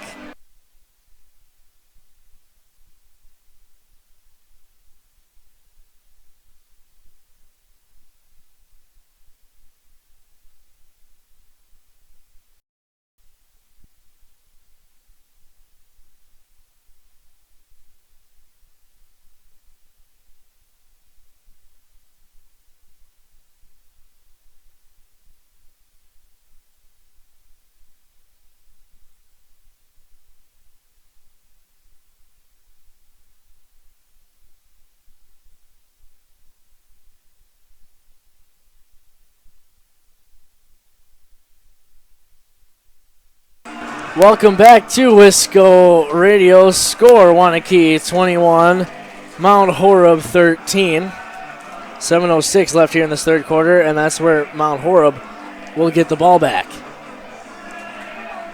Allen going to be the one to boot this one away for Waunakee. Back to receive, Steinhoff and Jackson Rose. Yeah, Dane, 30 carries and almost 200 yards, 193 yards unofficially up here, but those 2 touchdowns, and of course L.O. Johnson 6 carries and 27 yards. So this defense, hopefully Cam Krantz will be back in here to help stop this Waunakee run game, but this defense is going to have to figure something out. Allen skips this one. Steinhoff can't handle it, but it rolls into the end zone, and Mount Horeb will keep it and start from their own 20. Hopefully they can go down the field here. That would be an ideal situation. Go down, score, but you would need the 2-point conversion. Something that Mount Horeb has been used to in the last couple of years, to having to get rather than kick the extra point. On is Murray and the rest of the offense. 2 receivers on the right, 1 on the left. Rose on the right side of Murray in the gun. Mitch Ryan, the tight end, on the right side. And Murray will give to Rose. He'll try to go around the left side. Tries to get the stiff arm off. Nick Frisky, the senior, 6 foot 203. Drives back. Rose, a loss of 3. Mount Horeb needs some momentum here. 2 receivers to the right, 1 to the left.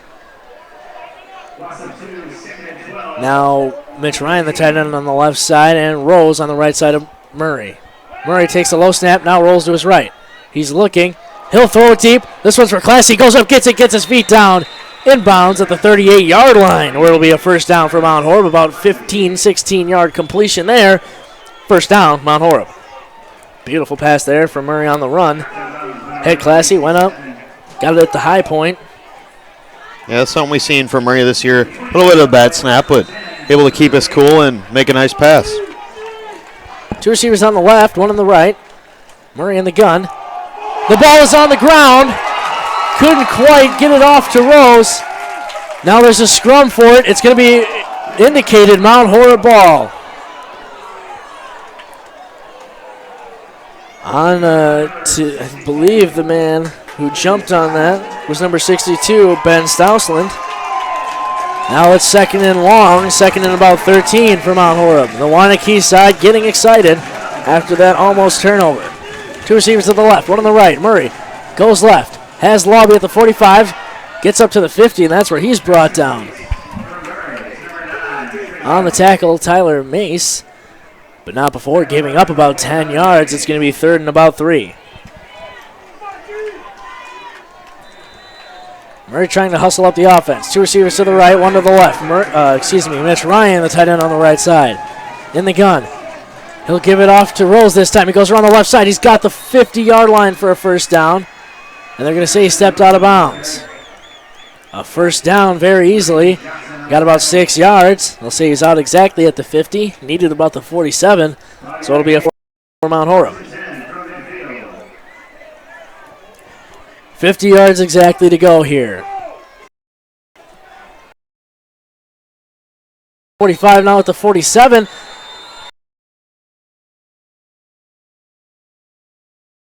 We're going to hear a quick word from our sponsors. We'll be right back.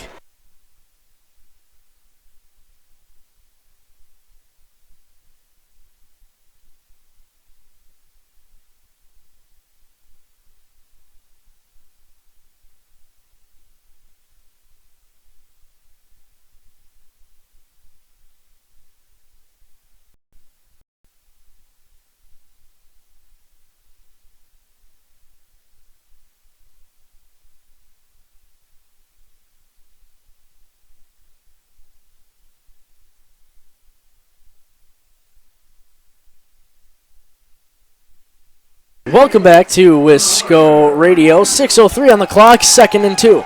Yeah, Coach Pat Rice must have saw something he didn't like out there and called timeout, make a little bit of a defense adjustment. Two receivers to the left, one on the right. Murray goes right now for Classy, in and out of his hands, dropped. He would have had it at the 35-yard line. Would have been a first down with ease. He could have had a move and maybe been gone. Nonetheless, it's incomplete. 3rd and short here for Mount Horeb, an ideal situation. In the gun is Murray. Two receivers to the left, one on the right. Tight end on the right side is Mitch Ryan, and they get the defense to jump. It'll be an automatic first down for Mount Horeb after they get 5 yards. Gets them to the Waunakee 37-yard line, where they'll continue this nice drive. Murray with two receivers on the left and one on the right. In the gun. Looks left. He's looking right now. Feels the pressure. Now scrambles back to his left. Sets up. Throws it deep. Trusting his arm. It's up. And it's incomplete. Out of bounds. Going up for it was Jackson Rose. He went up with one hand off his hand and out of bounds. 2nd and 10. Murray trusting his arm. You like to see that out of a guy who's only really had 4 games under his belt, especially at this varsity level, trusting his arm after throwing an interception early and kind of lofting one in the air softly, but trusting his arm here and rocketing one downfield. Two receivers to the left, two on the left, one on the right. Now Jackson Rose gets the handout, tries to go behind, he slips down, and that's going to be a huge loss, trying to turn nothing into something, and couldn't, so it's going to be a huge loss of about 7. It'll be a 3rd and 17, swinging the momentum back towards Waunakee's side. They're going to need a huge play here, at least get 15 or hopefully, obviously the first down, maybe even score on this play, but this is a huge play for momentum. 3 receivers to the left, tight end on the right side, and Mitch Ryan. Murray can't get anybody to jump to get any free yards. Rolls on the right side of Murray in the gun.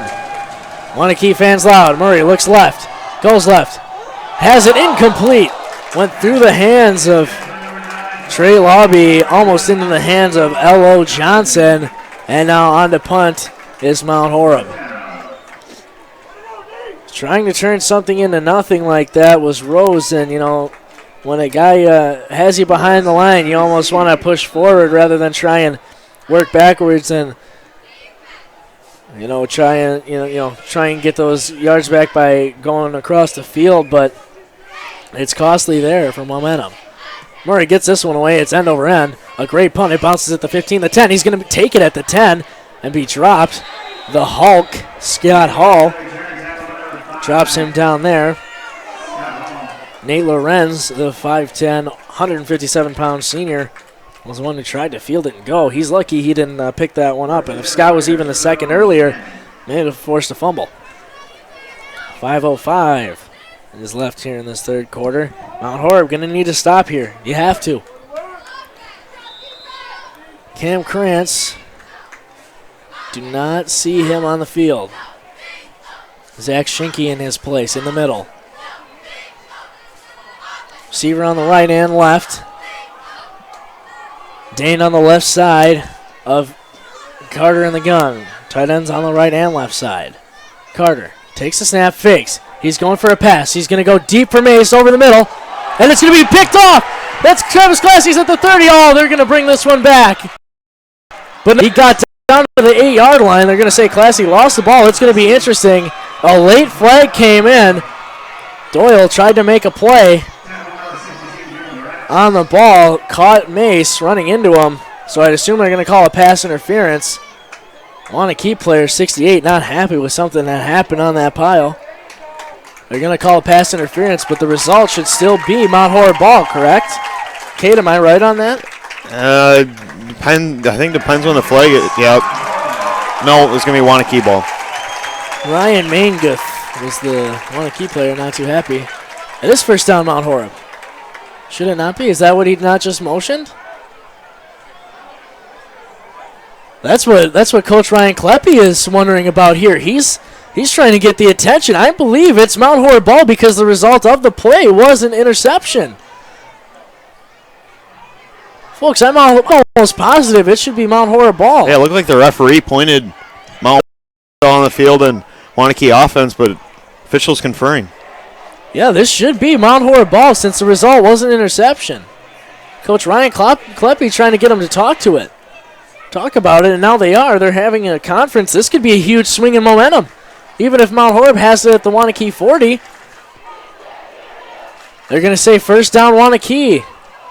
Pass interference. And the result is a first down Waunakee. I'm not totally sure on that. I'd have to refresh myself, but the result of the play was still the interception from Classy. Hopefully can get some clarification here on this one. Ball is at the 25-yard line. This is where Waunakee will take a first down. Two receivers on the right. And Dane in the back. Horeb defenders still trying to go. He gets down to the 40-yard line. A 15-yard run. Waunakee first down. Trying to go to my rules guy up here, but need Mike Pereira or someone to refresh me because I believe that I don't want to say something and be wrong, but I believe because of the interception it would have been Mount Horeb ball. But two receivers are on the right now, two tight ends on the left side, Dane on the right side of Carter in the gun. Carter gives this one off to Dane. He slips. He's at the 40, but sheds a tackle to 45 and driven down towards the 49-yard line where it will be a first down for Dane. Close to a first down. He'll get 9, not quite. Dane just keeps his wheels turning. He almost, as you mentioned, he almost slipped there, but able to pick himself up and bust through a few tackles, and it ends up being a pretty big gain for Waunakee. Yeah, they'll have a second and short.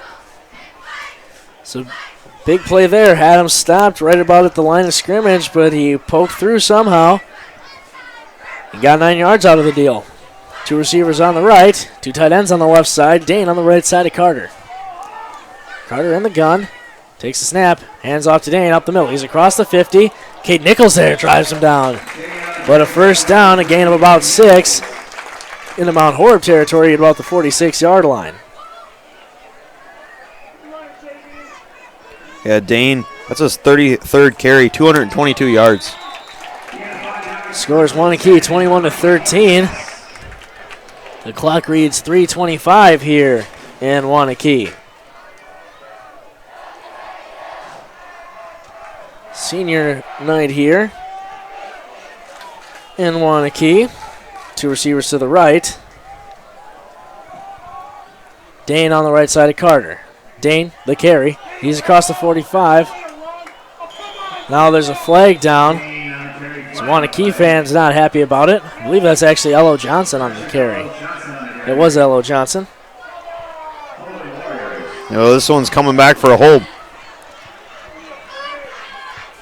This will make it a first and really long. So make it close to a first and 20 now.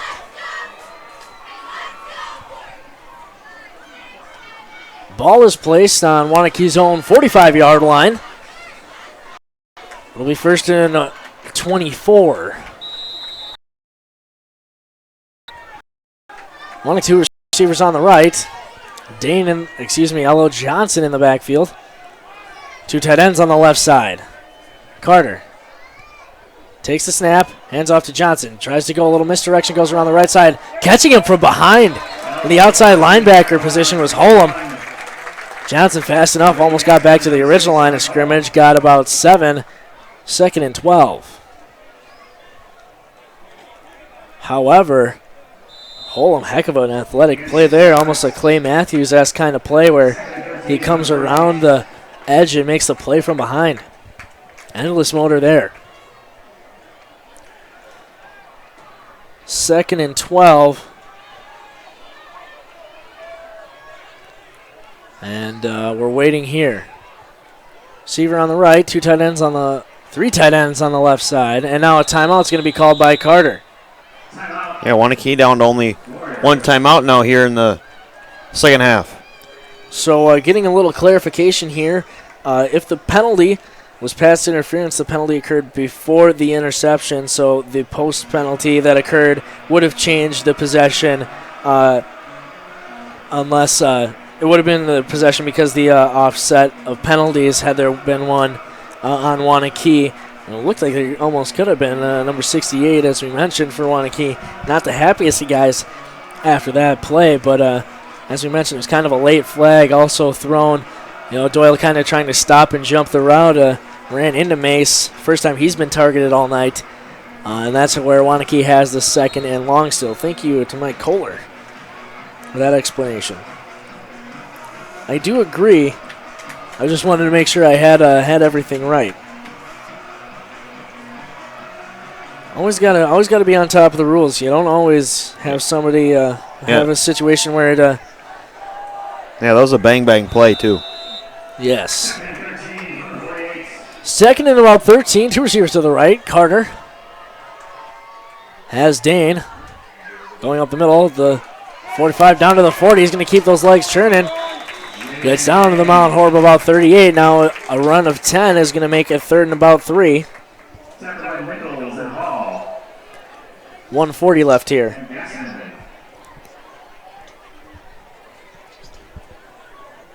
Third and short here. You'd imagine this one goes to Dane. Dane looking tired. He's probably, at 40 carries almost? 34. 34. Two receivers on the right. Two tight ends on the left side. Dane on the right side of Carter. Carter can't get Mount Horeb to jump. The ball is on the turf. Carter picks it up. He's going to try and run. He's going to go nowhere. A loss there. Huge momentum swing back to the original line of scrimmage. Ball's at the 45-yard line. They're going to have to get rid of this one, 4th and 10. Hunter Preddy jumping on Carter there after the fumble. And good news for Mount Horeb is Waunakee Warriors have to punt. That is very good news. Mount Horeb can get the ball back. On to boot this one away. Looks to be Mason Steffen. 6'3" junior. He'll boot this one away. An end-over-end kick. Classy. Gonna slip in and catch it at the 13-yard line. Classy was trying to reach that one. He was trying to watch it all the way into his hands and get low to the ground, but he slipped and almost went out of his hands on the punt. Actually, it was Logan Beyer. The ball is placed in Mount Horeb's own 13. That's where Clint Murray will have to put together a heck of a drive here, beginning with 24 seconds left in this third quarter. Murray and company comes onto the field. Steinhoff on the field as a receiver. Winston now in the game on the left side of Murray. 3 receivers to the right. Murray looks left, goes left. Intercepted! This one's picked off. Saw the slant route the whole way. Picked off. That's Waunakee number 22, Jimmy Krasinski, the 5'11", 180-pound senior. And Waunakee has great field position inside the 10 at about the 5-yard line. That was the last thing he wanted to happen there. He almost kind of telegraphed that one, did Clint Murray. First and goal for Waunakee. And going to need a goal line stand here from Mount Horeb. You'd assume you're going to Dane here. With a receiver to the left. And a pair of tight ends on the left and one on the right side as well. Dane in the gun with Carter. Dane takes it to the left side. He'll be wrapped up at the 6-yard line or so. Maybe a loss of one. Maybe back to the line of scrimmage. That's where he is wrapped up.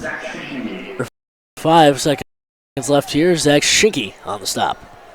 Coming up in for Krantz. And now we'll switch sides. That is the end of the third quarter.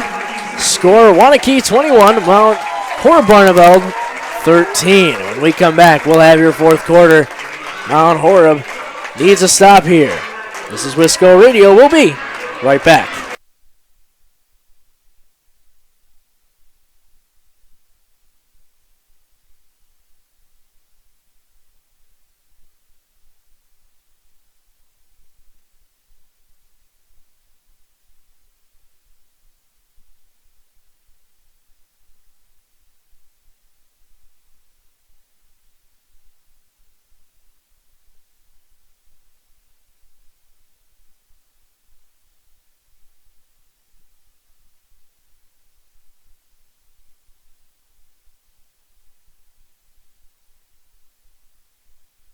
Welcome back to Wisco Radio here. 21-13 Waunakee leads. They'll have a second and goal at about the 6-yard line. This is a key down here. This is going to be a key stopping point for Mount Horeb. If they can make a play here, maybe even force a turnover, this would at least help the Mount Horeb Barneveld situation. Receiver on the right. 2 tight ends on the left end, one on the right. Dane gets the carry. He'll go around the right side. A missed tackle. Nichols going to try and beat him to the pylon. They'll knock him out of bounds at the 3-yard line. Travis Classy was almost there on the stop. But he was knocked out actually more at the half-yard line than anything. Or it'll be third and goal. Well, third and 1. Nonetheless, that was a heck of a saving play there from Nichols. You're at least giving yourself a chance here to stop it.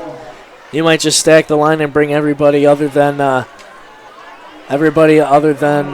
one receiver that they'll probably have out wide. Yeah, well, I'm not taking the snap. Dane tonight. Receiver on the left, and now they have tight ends on both sides too. Carter in the gun with Dane. Dane goes. He might have gotten pushed into the end zone. He did. That's 6 points for Waunakee. 27 now, 13, pending the extra point. Now they'll call an official timeout. Hold on here. Dane is on the turf. He must not be feeling good. Oh, you never like to see this. He is down and not feeling good. We're going to take a quick break here. This is Wisco Radio. We'll be right back.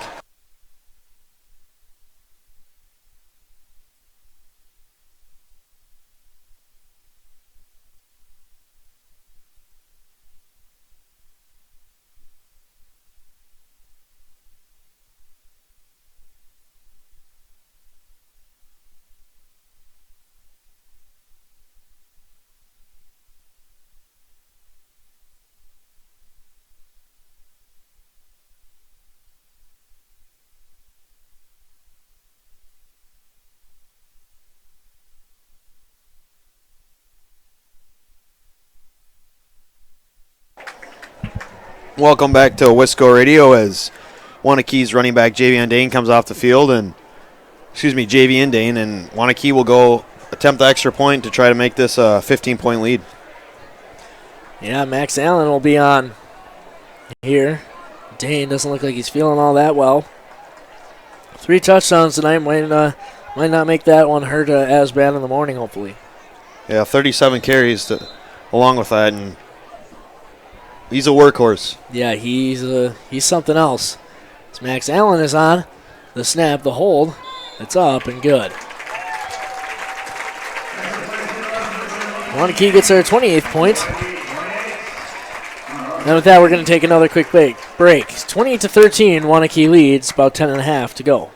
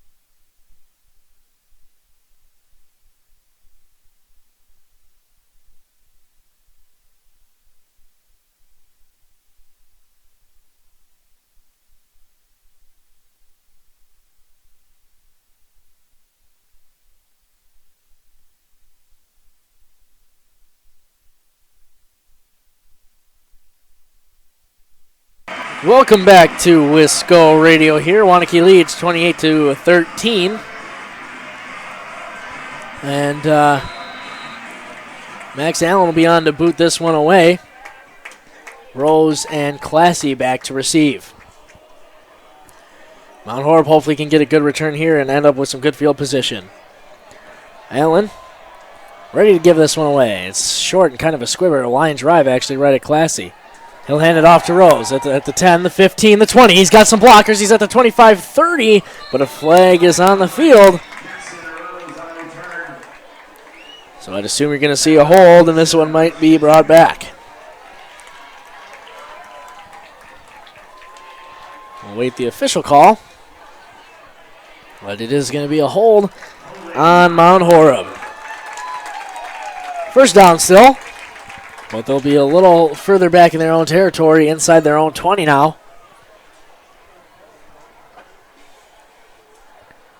Placed at about the 14-yard line.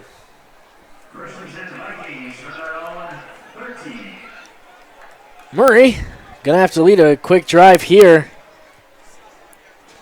Hopefully maybe get a read option fake and find Classy, who's going to be on the field here, maybe lobby deep for 6 points.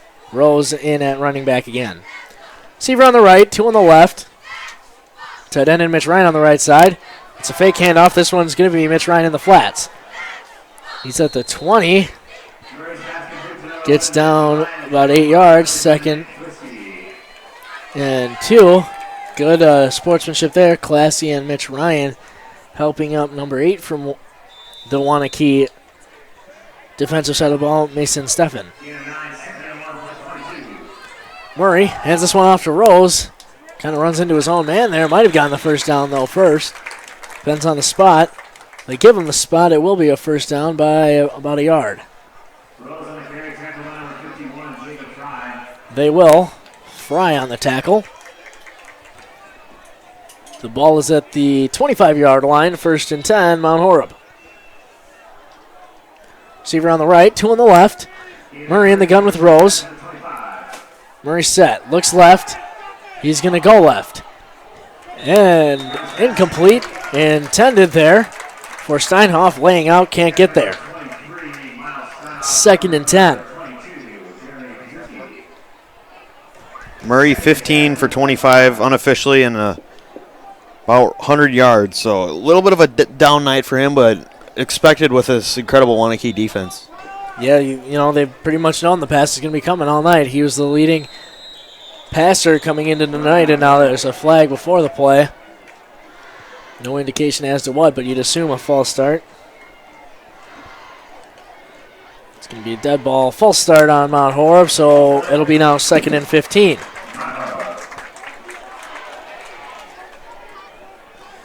Second and 15, 20-yard line. Mount Horeb has the ball. Receiver on the left side, and Murray in the gun. Murray tries to get the hard count to go, won't. Nobody jumps across. Now Rose stays on the right side of Murray and is ready to go. Murray takes a snap, hands off to Rose up the middle on the draw play. He gets about 5 back to the original line of scrimmage where it'll be 3rd and 10. I'll give him more of a 7 spot. Or it'll be 3rd and 8. Either way, it's going to be a long one to go. 2 receivers to the right, 1 to the left. Mitch Ryan, tight end on the left side. Big 3rd down here for Mount Horeb. Murray in the gun. Fakes the handoff to Rose. Rose misses a block, rolling out. He has Classy. He's at the 40. Gets his toes, taps in. 1st down, a gain of about 15 to the 40-yard line. Nice throw on the run. Rose missed a block on the back side. Almost let somebody come from behind on Murray. Murray got rid of it on the run just in time for the 1st down. Classy's got a couple of catches besides that interception. Now 3 receivers to the left. And Mitch Ryan, the tight end, on the left side. This is a handoff to Rose. He's going to get around the left side. He'll be taken down. A loss of about 3. On the tackle there for Waunakee, 75, Spencer Nellis. 2nd and about 14 now. Steinhoff and Classy on the right side as receivers. They'll be on the left side. They're trying to tight end on the right side. Rose on the right side of Murray in the gun. 1 safety over the middle, over the top of the defense there. See if they try to pick on him. They'll go with a quick pass. That one's to Classy. He's trying to spin out of an arm tackle. Might get a couple extra yards. Gets up to about the 44-yard line. About 7 yards. It'll be 3rd and about 6. A long 6 maybe. Yeah, Classy running the curl out on that one, and Murray hit him and found the hole in the defense and making it more of a manageable 3rd down. Gassman in now. Comes in for Classy. Rose will move out to a wide receiver position, where he'll have 2 receivers in Rose and on the right side. As this snap goes through the legs of Murray, he picks it up and now rolls to his right. He's going to get rid of it over the middle, and it's picked off. That's number 24, Tyler Mace, on the interception. Pass intended for Rose. Couldn't at least knock the ball down. Waunakee takes over on the possession. We talked about the turnover margin before the game, and 3 interceptions from Clint Murray.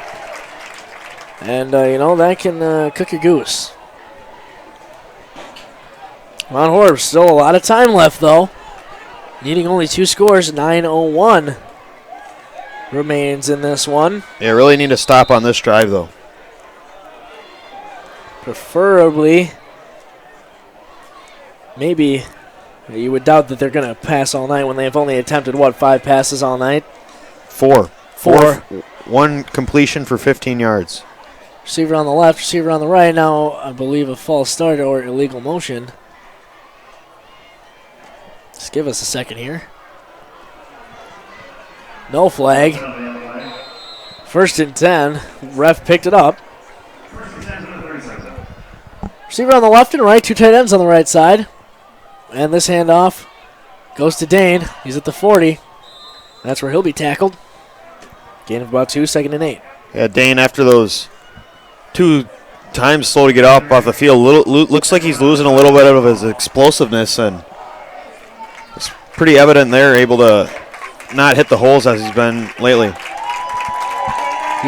Dane's going to come off. Now I'd assume they're going to add an extra receiver. I'd assume in a few plays they're going to bring out the second team offense as they look to be standing on the bench here. Will Johnson wiping off his cleats. Receiver on the left and right. 2 tight ends on the left side. In at running back, somebody we haven't seen yet. It's number 42 as he goes around the left side. He's at the 45 is where he'll get taken down eventually. His gain of 6. On the carry, Cole Shope. 5'9" juniors. He's at 176. Actually, they won't give him. They'll call a holding penalty on Waunakee, so that'll drive him back. That's a nice help on this drive. Yeah, only one penalty in the first quarter, but after that we've seen quite a few yellow hankies on the field. And we have. Second and about 13 now. Closer to 12. Carter will be in the gun with Shope on the left side of him. Two receivers to the left as well. Two tight ends on the right side. Shope gets the handoff. He'll go around the right side. That's where Cradwell will break down and get him at the line of scrimmage. Make the tackle. A gain of maybe 1. 3rd and 12 still. So this is where if you're Pat Rice, you're running the ball to get the clock not only down, but it's your strong suit, so why not? So we have a receiver on the right side, Shope on the right side of Carter in the gun. 3 tight ends, on the left side. Carter hands off to Shope up the middle. He'll get stopped after a gain of about 2. Mount Horeb has the 4th and 9 and will send back Travis Classy to return this punt. A good return in order to set something up with hopefully what'll be about 6.5 minutes left. Yeah, Classy's returning's been pretty consistent all year, around 14 yards per return. Of course, this game hasn't really had the chance. On the punt here for Waunakee. Number 6, Logan Byer. So he gets this one away, end over end. Classy going to take it at the 25. He's at the 30. Makes a move at the 35, puts his head down. Gets to the 36-yard line. That's where Murray is going to have to pass his way out of this one. This might be a situation where you see the wheel route. Yeah, you'd like to see that, or, as much as you don't want to hear it, a draw play up the middle on a 3rd and long, but in first down here, you would maybe think about going with the draw play when you have, you're assuming that team's going to come out passing and maybe leave the middle of the field open, get a couple of blocks, and have Malik Winston, who's in now, maybe get a couple of yards and run the hurry up from there. 3 receivers to the right, 1 on the left. Rolls to his right. To this one. This one's caught. They'll say it's incomplete. Rose saying he was in. Not going to argue. He looked to have been in bounds, but Rose isn't going to try and plead his case. 2nd and 10. Yeah, far side of the field. We can't tell too easily from here, but a couple of bodies around there. Murray getting his play in from the sideline. 2 receivers to the left, 1 on the right. Mitch Ryan, the tight end, on the right side. Malik Winston, the running back, on the left side of Murray. Murray does hand this one off to Winston, where he's got a little bit of a hole. Gets 5, 6, and that's where he'll be dragged down. Maybe 7. 3rd and short now. 3rd and at least manageable. Need this one, that's for sure. You can almost assume this is 4-down territory just in case here. 2 receivers to the left, 1 on the right. Mitch Ryan, the tight end, on the left side. Malik Winston takes this one. He'll try to bounce it around the right side. He bounces it up the middle. Gets down to the 48-yard line where he'll have a first down for Mount Horeb. Keeps ticking down, though. How's this clock? Yeah, time not on the side of Mount Horeb Barneveld here. Hopefully get a big play or 2 here.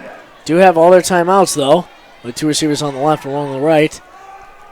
They'll give it to Winston again. Makes a nice move. Wow. Gets about 4, 2nd and 6. 2nd. We'll give him 4 on the play. 6 yards to go for a first down. And a receiver on the right, 2 on the left. Murray getting the play from the sideline. Last rush finally puts Mount Horeb at 100 total rushing yards. Winston on the right side of Murray. Murray fakes it. Now looking. Goes over the middle. Intended for Steinhoff. Pass was incomplete. It drops. Steinhoff slow to get up, but he was just fine. Wanted to make the play there. Murray's going to have to make a nice throw here. It's 3rd and about 6. You know, you have just under 5 minutes to play. 4:51 on the clock. Of course, if you're Mount Horeb Barneville, you're almost calling all these. This is 4-down territory. 2 receivers on the left, 1 on the right. Murray drops back, looks. Looking still all day. Has Rose on the cross route. He's at the 45. He'll be short, though. He maybe got 4 yards. Where it's going to be a 4th and 2. And now a official timeout. Just give us a moment. We'll see. Not sure the reason for. Now it's going to be 4th down, and they're going to run the play. 4th and about 3. 2 receivers to the left, 1 on the right. This one is definitely for the game. Receiver on the right, and Malik Winston on the right side of Murray in the gun. Let's see what Coach Kleppe has here. And he's going to use the timeout in his back pocket here. He's down to 2 in this one, and that's how we're going to hear from our sponsors. Score: Waunakee 28, Mount Horeb 13. We'll be right back.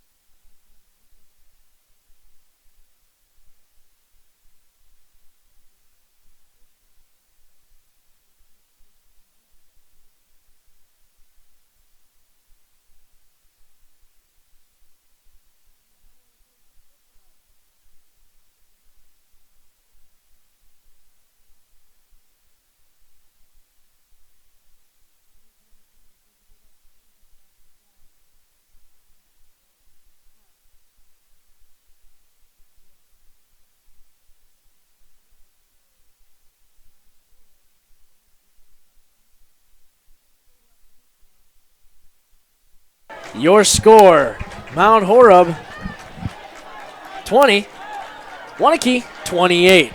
This is Wisco Radio. We'll be right back.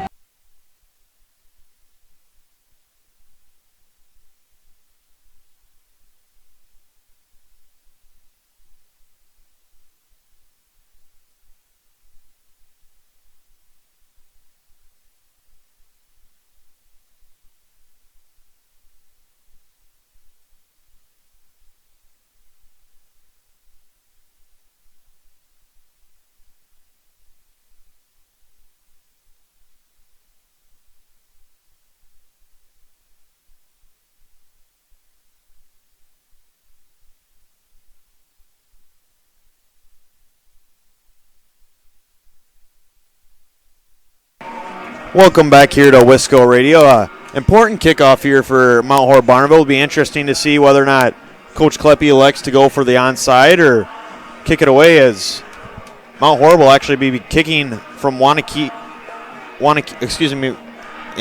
45. Yes, Waunakee's 45. Now, if you go with the onside kick, you're going to have great field position if you get it. But let's keep in mind, Mount Horeb does have 2 timeouts currently. The entire Waunakee hands team all stacked on the right side of the field. Looks like they'll send some of them over now, but maybe you just punt this one right at one of the big hands guys in the middle there. Hope it ricochets right back at you. Perdisati on for this one. This one's huge. He goes. It's up in the air. It's going to head out of bounds.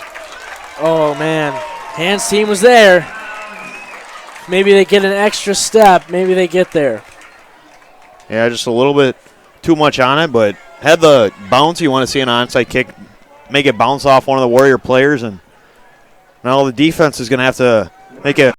We'll see if Dane is on the field. He's in the offensive huddle, but he's definitely slow. He's not at his 100% form, that's for sure. Receiver on the right is Tyler Mays. We'll see if maybe they try to go play action and get one to him. I would doubt you'd see it, but it's always an option. 3:58 left in this one. The handoff goes to Dane. He's at the 35, makes a move at the 40. There's a flag down on the field. Waunakee fans not too happy about it, but unfortunately it is a penalty on Waunakee. 1st and 10. Probably it'll be moved back to a 1st and 20. It's 1st and 10. Nobody happy here in Waunakee. One fan that one at all. 3:51 left here. 1st and 15. It'll be from the spot of the foul. Now it'll be, it should be, the clock should run now. And it will. From 3:40 now left in this one. A stop here would be nice. It is 1st and 20. Receiver on the left and right. Dane in the backfield. Carter takes the snap, gives off to Dane. He'll try to go up the middle. And right here is where you have to have sound tackling. He'll get to the 30-yard line. Gain of about 5. Coach Ryan Kleppe takes a quick timeout here. He's down to 1, and this is where we'll take a quick break and hear from our sponsors. Score, Waunakee 28, Mount Horeb 20.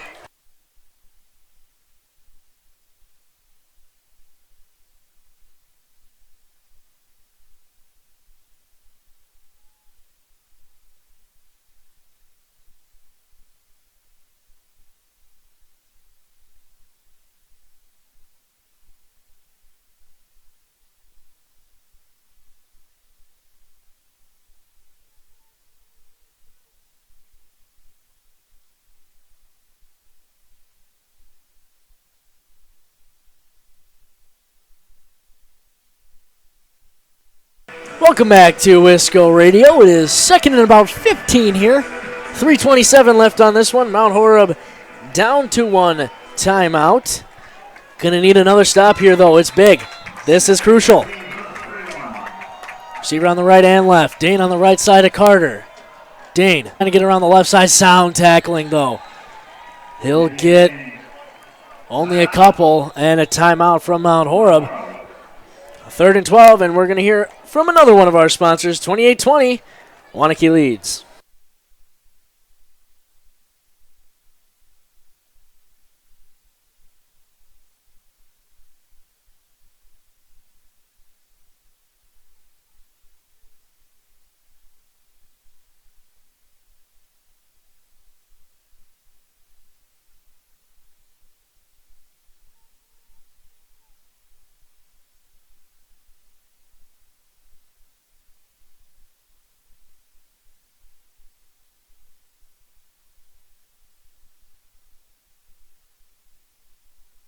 Welcome back to Wisco Radio here. Huge 3rd and 11. Thank you to all of our sponsors.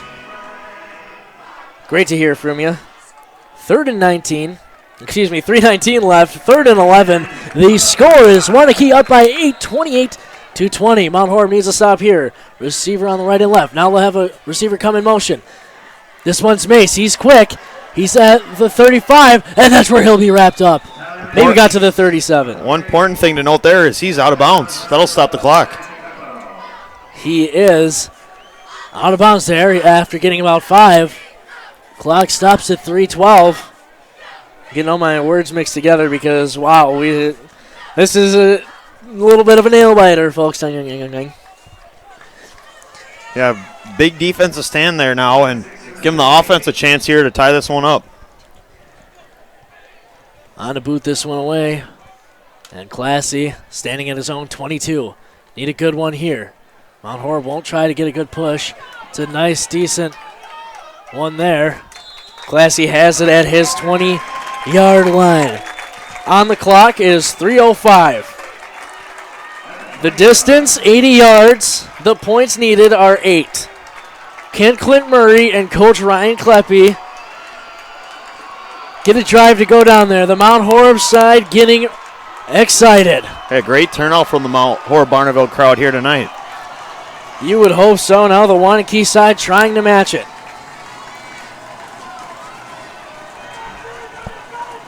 Murray and company on here.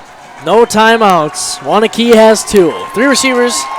2 receivers to the right, 1 on the left. Murray can't get anybody to jump. Malik Winston the back in the backfield. Murray calls something at the line. Waunakee's fans loud. They'll give it off to try to shake off a defender. He does. He's going to go. He's at the 25. Get down to about the 28 where he'll bowl over the defender. And tick, tick, tick goes the clock. This one's down to 2:50. So they're at 2nd and about 3. Receiver on the right, 2 on the left. Winston in the backfield. They'll give it to him. He'll cut up field. He has to get the first down here to get the clock to stop. He will. He'll get 4. That's needed. Clock is at 2:34. 1st and 10. Wait for the official to blow it in. There he will. Receiver on the right, 2 on the left. Mitch Ryan, the tight end on the left side. Malik Winston on the left side of Murray. Murray in the gun, fakes the handoff, looks right. He's going to go right. He's going for Mitch Ryan, just out of the reach. Yeah, Ryan had a step on his receiver, especially with the, defender. Ryan, the receiver, had a step on the defender. 6'7" frame, Murray just overthrew him by a little bit. 2nd and 10 here. The ball is at the Mount Horeb 31. The clock reads at 2:21. Steinhoff in the game as a receiver, moves to the right side. 2 receivers on the right. Lobby, the receiver on the left. Mitch Ryan, the tight end on the left side as well. Murray fakes the handoff. Rolls to his right. Has Steinhoff off his hands. Gave him too much of a laser. Now it's 3rd and 10. This is a huge play here. Let's go MHB, 2:16 here on the clock. They need at least a gain here. You cannot have another bad snap tonight. They've had a couple at his feet. Yeah, you want to at least get this possible for a 4th down, but you like to pick up the 1st down right here. 2 receivers on the left, 1 on the right. Tight end is Mitch Ryan on the right side. Malik Winston on the right side of Murray. Murray fakes the handoff. He's looking down the middle. Goes over the middle. Mitch Ryan, he's got it. Hit as he catches it. He gets to the 45-yard line. They'll have to stop the clock for the 1st down. Clock is at 2:06. This one is going to run as soon as the officials blow it in. They'll mark him at the 43, actually. This one is ready to go. 2 minutes exactly. Murray, 2 receivers to the right, 2 to the left. Murray drops back, looks right. He's still got time. He's going to loft this one up. And incomplete. Now a flag is down. I'd assume a hold. 150 left in this one. It's going to be second down. If you're Pat Rice, do you decline this and let it be 2nd and 10, or do you keep it and knock him back the yardage? It's going to be a hold on Mount Horeb. Waunakee fans enjoying that call. They've wanted it just about all night. This is going to knock him back big time. The ball is at the 34-yard line. Mount Horeb zone. Now they're getting ready to run this one with 150. 1st and 20. Waunakee fans standing up, getting loud. Mount Horeb standing up, getting loud. This one is pretty intense. Referee blows this one in. And we're set to go. Clint Murray in the gun. 2 receivers to the right, 1 to the left. Malik Winston on the right side of him. Fakes the handoff. Goes. It's a screen play. This one's to Rose. He makes a move. He gets up to the 40, gets out of bounds. Smart play there. 2nd, and we'll call it 14. That play only took 6 seconds. The ball is at the 40-yard line. Mount Horeb in hurry-up mode. Man, this one's intense. 2 receivers to the right, 1 to the left. Murray goes with another screen to Rose. Gets a good block, and he gets 6 more or so. Gets out of bounds. Where it's going to be 3rd down, but a flag on the play. They might call a cut block. We'll await the penalty. Mount Horeb not enjoying that one. And it is going to be a Mount Horeb penalty. It's going to be a block below the waist and knock back Mount Horeb, shooting themselves with the holding and now the cut block penalty.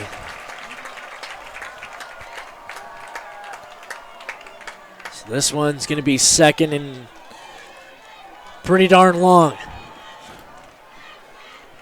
Yeah, Trey Laube in single coverage here on the near side.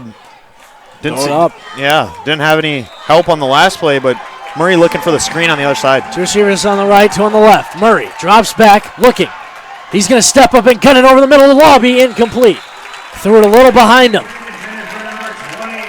1 minute and 30 seconds on the clock. It is 3rd and really long. 3rd and 28 to be exact. Now we have a timeout, official timeout, a Waunakee player down on the field. So we're going to hear a quick word from our sponsors. 28-20, big 3rd down coming up.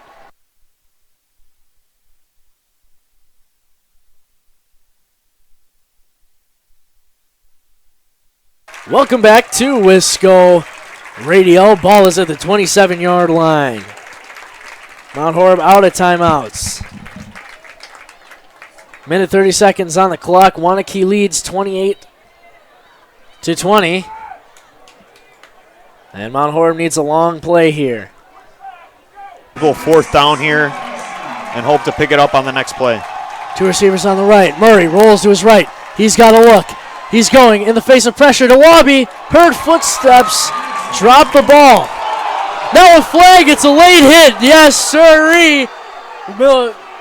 Waunakee fans not happy about it at all. It's hit in the secondary. Kind of a cheap shot. Nonetheless, this gives Mount Horeb life once again. Waunakee fans not happy whatsoever. This one, folks, is not over. Depending on the flag, this one could not be over. 1 minute 21 left. Now we're awaiting the penalty. If it's a personal foul after the play, this could give Mount Horeb life. It's going to be a targeting penalty. And I believe it's going to be an automatic First down. Let's just give us a second here to figure this one out. The ball is at the 42-yard line. Mount Horeb's own, 3rd and 12. 1:20 left in this one. 1:21 left here. 2 receivers to the right, 1 to the left. Murray drops back, looks left. He's looking right. He has all day. Was incomplete. 4th and 12. Coach Ryan Kleppe begging for the penalty. He might have gotten there just as the ball got there. A huge play now. 1:13 left on the clock. Everybody has to get to the first down marker. Maybe you run the old hook and ladder. Yeah, something. Gotta pick this up or pull something out of the sleeve here, folks. 1:21 left. 2 receivers to the right, 1 on the left. Murray in the gun with Winston on his left side, and Pat Rice takes a timeout. Waunakee takes a timeout. 1:13 left. 28-20. They lead.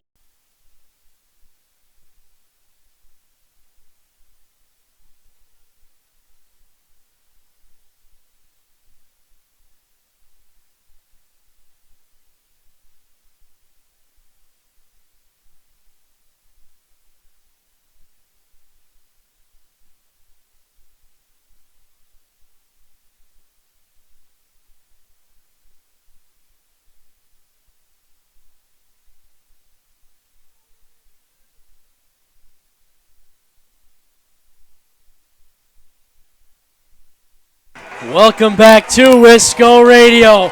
A huge play here. 4th and 12. 1:13 left on the clock. A first down here stops the clock with a minute left. They need to get to the Waunakee 46-yard line. 2 receivers to the right, 1 to the left. Murray drops back, looking right, feels a rush, throws it over the middle, has Classy, he's got the first down and the clock stops. He's down to the Waunakee 45, first down, 1:06 left on the clock. Tick, tick, tick, you gotta go here. 1st and 10, the clock doesn't start till the chains are on the ground. Receivers, 2 on the right, 1 on the left. Murray in the gun. He takes the snap, fakes the handoff to Winston, rolls to his right. He's looking, he's still looking. He almost takes a sack, rolls to his right. Now there's a flag down, Murray's still running. He's wasting time, you gotta get rid of the ball. Murray's trying to make something out of nothing. Makes a play, he's still going, he's at the 45-40. 2 flags are down on the field. That took off a ton of time, about 20 seconds, and there's going to be a couple penalties on Mount Horeb. Most likely a block in the back to take down the penalty. Murray asking what it was about. Holy goodness. They're going to call it on Sam Shachaka. We'll await the call here, but still 45 seconds. Murray has a heck of an arm, so if you can get even a couple yards, he can still bomb it. He's a heck of a slinger. Hold on Mount Horeb is declined. Now they'll take the spot of the foul back to the 30-yard line, Mount Horeb. 45 seconds left on their own 30. That's a tough one. You can't have those penalties when you're extending the play like that. Receiver on the right, 2 on the left. Murray in the gun. He's just had some heroics on that last play. Let's see what he can do here. Murray, they'll go with a screenplay at the 30 to 35 where he's wrapped up and tackled out of bounds. Interesting play call there on 2nd and really long. And now there's 40 seconds left. Yeah, interesting decision as you mentioned, but this would be a time if you're Coach Kleppe to come up with maybe a trick play, or as Hoppy mentioned, hook and ladder, but could look for the running back handoff and pass. 2 receivers to the right, 1 to the left. Murray fakes the handoff. He's looking, rolling to his right. He's got to get rid of it. Has Mitch Ryan. It's knocked down. The other number 11, Logan Cavallo, 6-foot junior. 33 seconds left. 3rd and 30 on Mount Horeb's own 35 after they got into Waunakee territory. This is a huge play here. You have to get a first down. You have to at least get to the 50 to give yourself a shot on 4th down to throw to the end zone. They need a completion. There's Rome over the middle. 2 receivers to the right, 1 to the left. Mitch Ryan, the tight end on the right side. Murray drops back, looks right. He's pocket. Out of bounds. He slips another tackle at the 45. Now he's driven back. The ball is out, and it got out of bounds. Hopefully. Please say it got out of bounds. They'll say it did get out of bounds. Murray trying to make a play there. 4th and really long with 17 seconds left. They have to get a first down. Otherwise, you're going to have to trust Murray's arm to get it all the way there. Officially a 4th and 27. An official timeout. He got, unfortunately, there's a player down, so we're going to head to a quick timeout break. When we come back, it's going to be all or nothing for Mount Horeb, 28-20. They're down.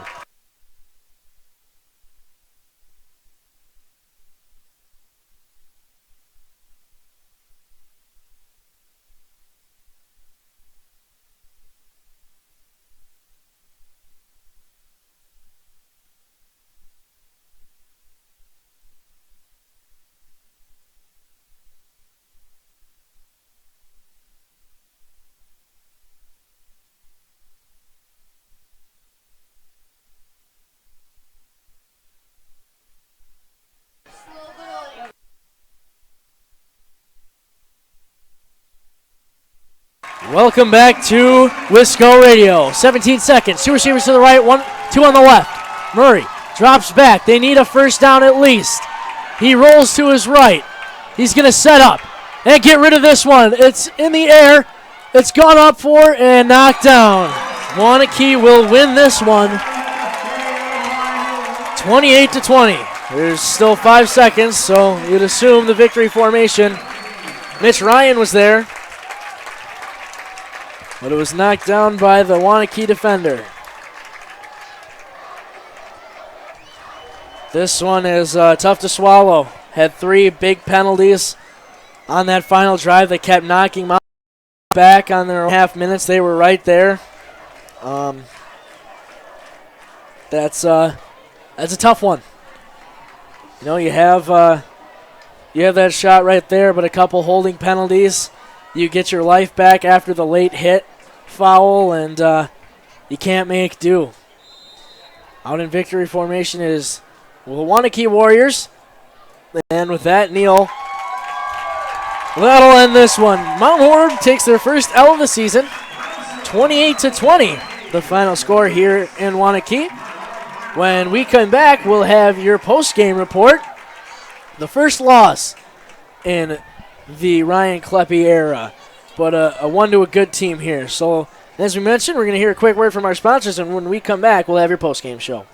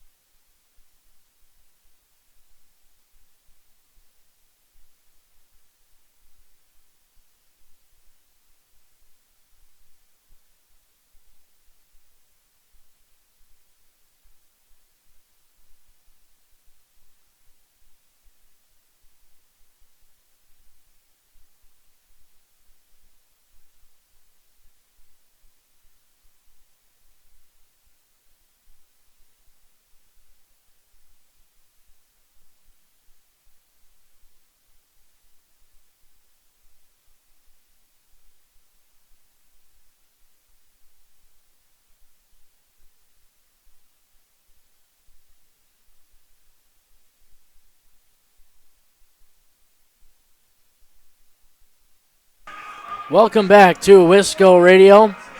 28-20 your final score here in Waunakee. Waunakee moves to 5-0. Mount Horeb down to 4-1, 1-1 in the conference, and hey, we'll see what happens from here. Waunakee could, lose a game later in the season, and that would shake up the Badger Conference race, at least in the North, that's for sure. Depending on the results, we might still have two undefeated teams, one from the Badger North and South after tonight, depending on what Monroe did. However, that's not the point here. 28-20, as we mentioned, your final score. Mount Horeb, 3 minutes and 30 seconds left in the game. Has a chance. They're on their own 20. Time and time again, we're making big plays, but at the same time kind of shooting themselves in the foot, and had a couple holding penalties that brought themselves back on long plays. And I do understand, it's hard to sustain blocks for that long, and you're tired at this point in the game, but still at the same time you're giving yourself a shot to win. Clint Murray extending plays and making some big throws, but unfortunately just not able to get it done. Yeah, especially at the end of the game when you're trying to move the ball as quick as you can, and the linemen just have a tough job, especially we mentioned countless times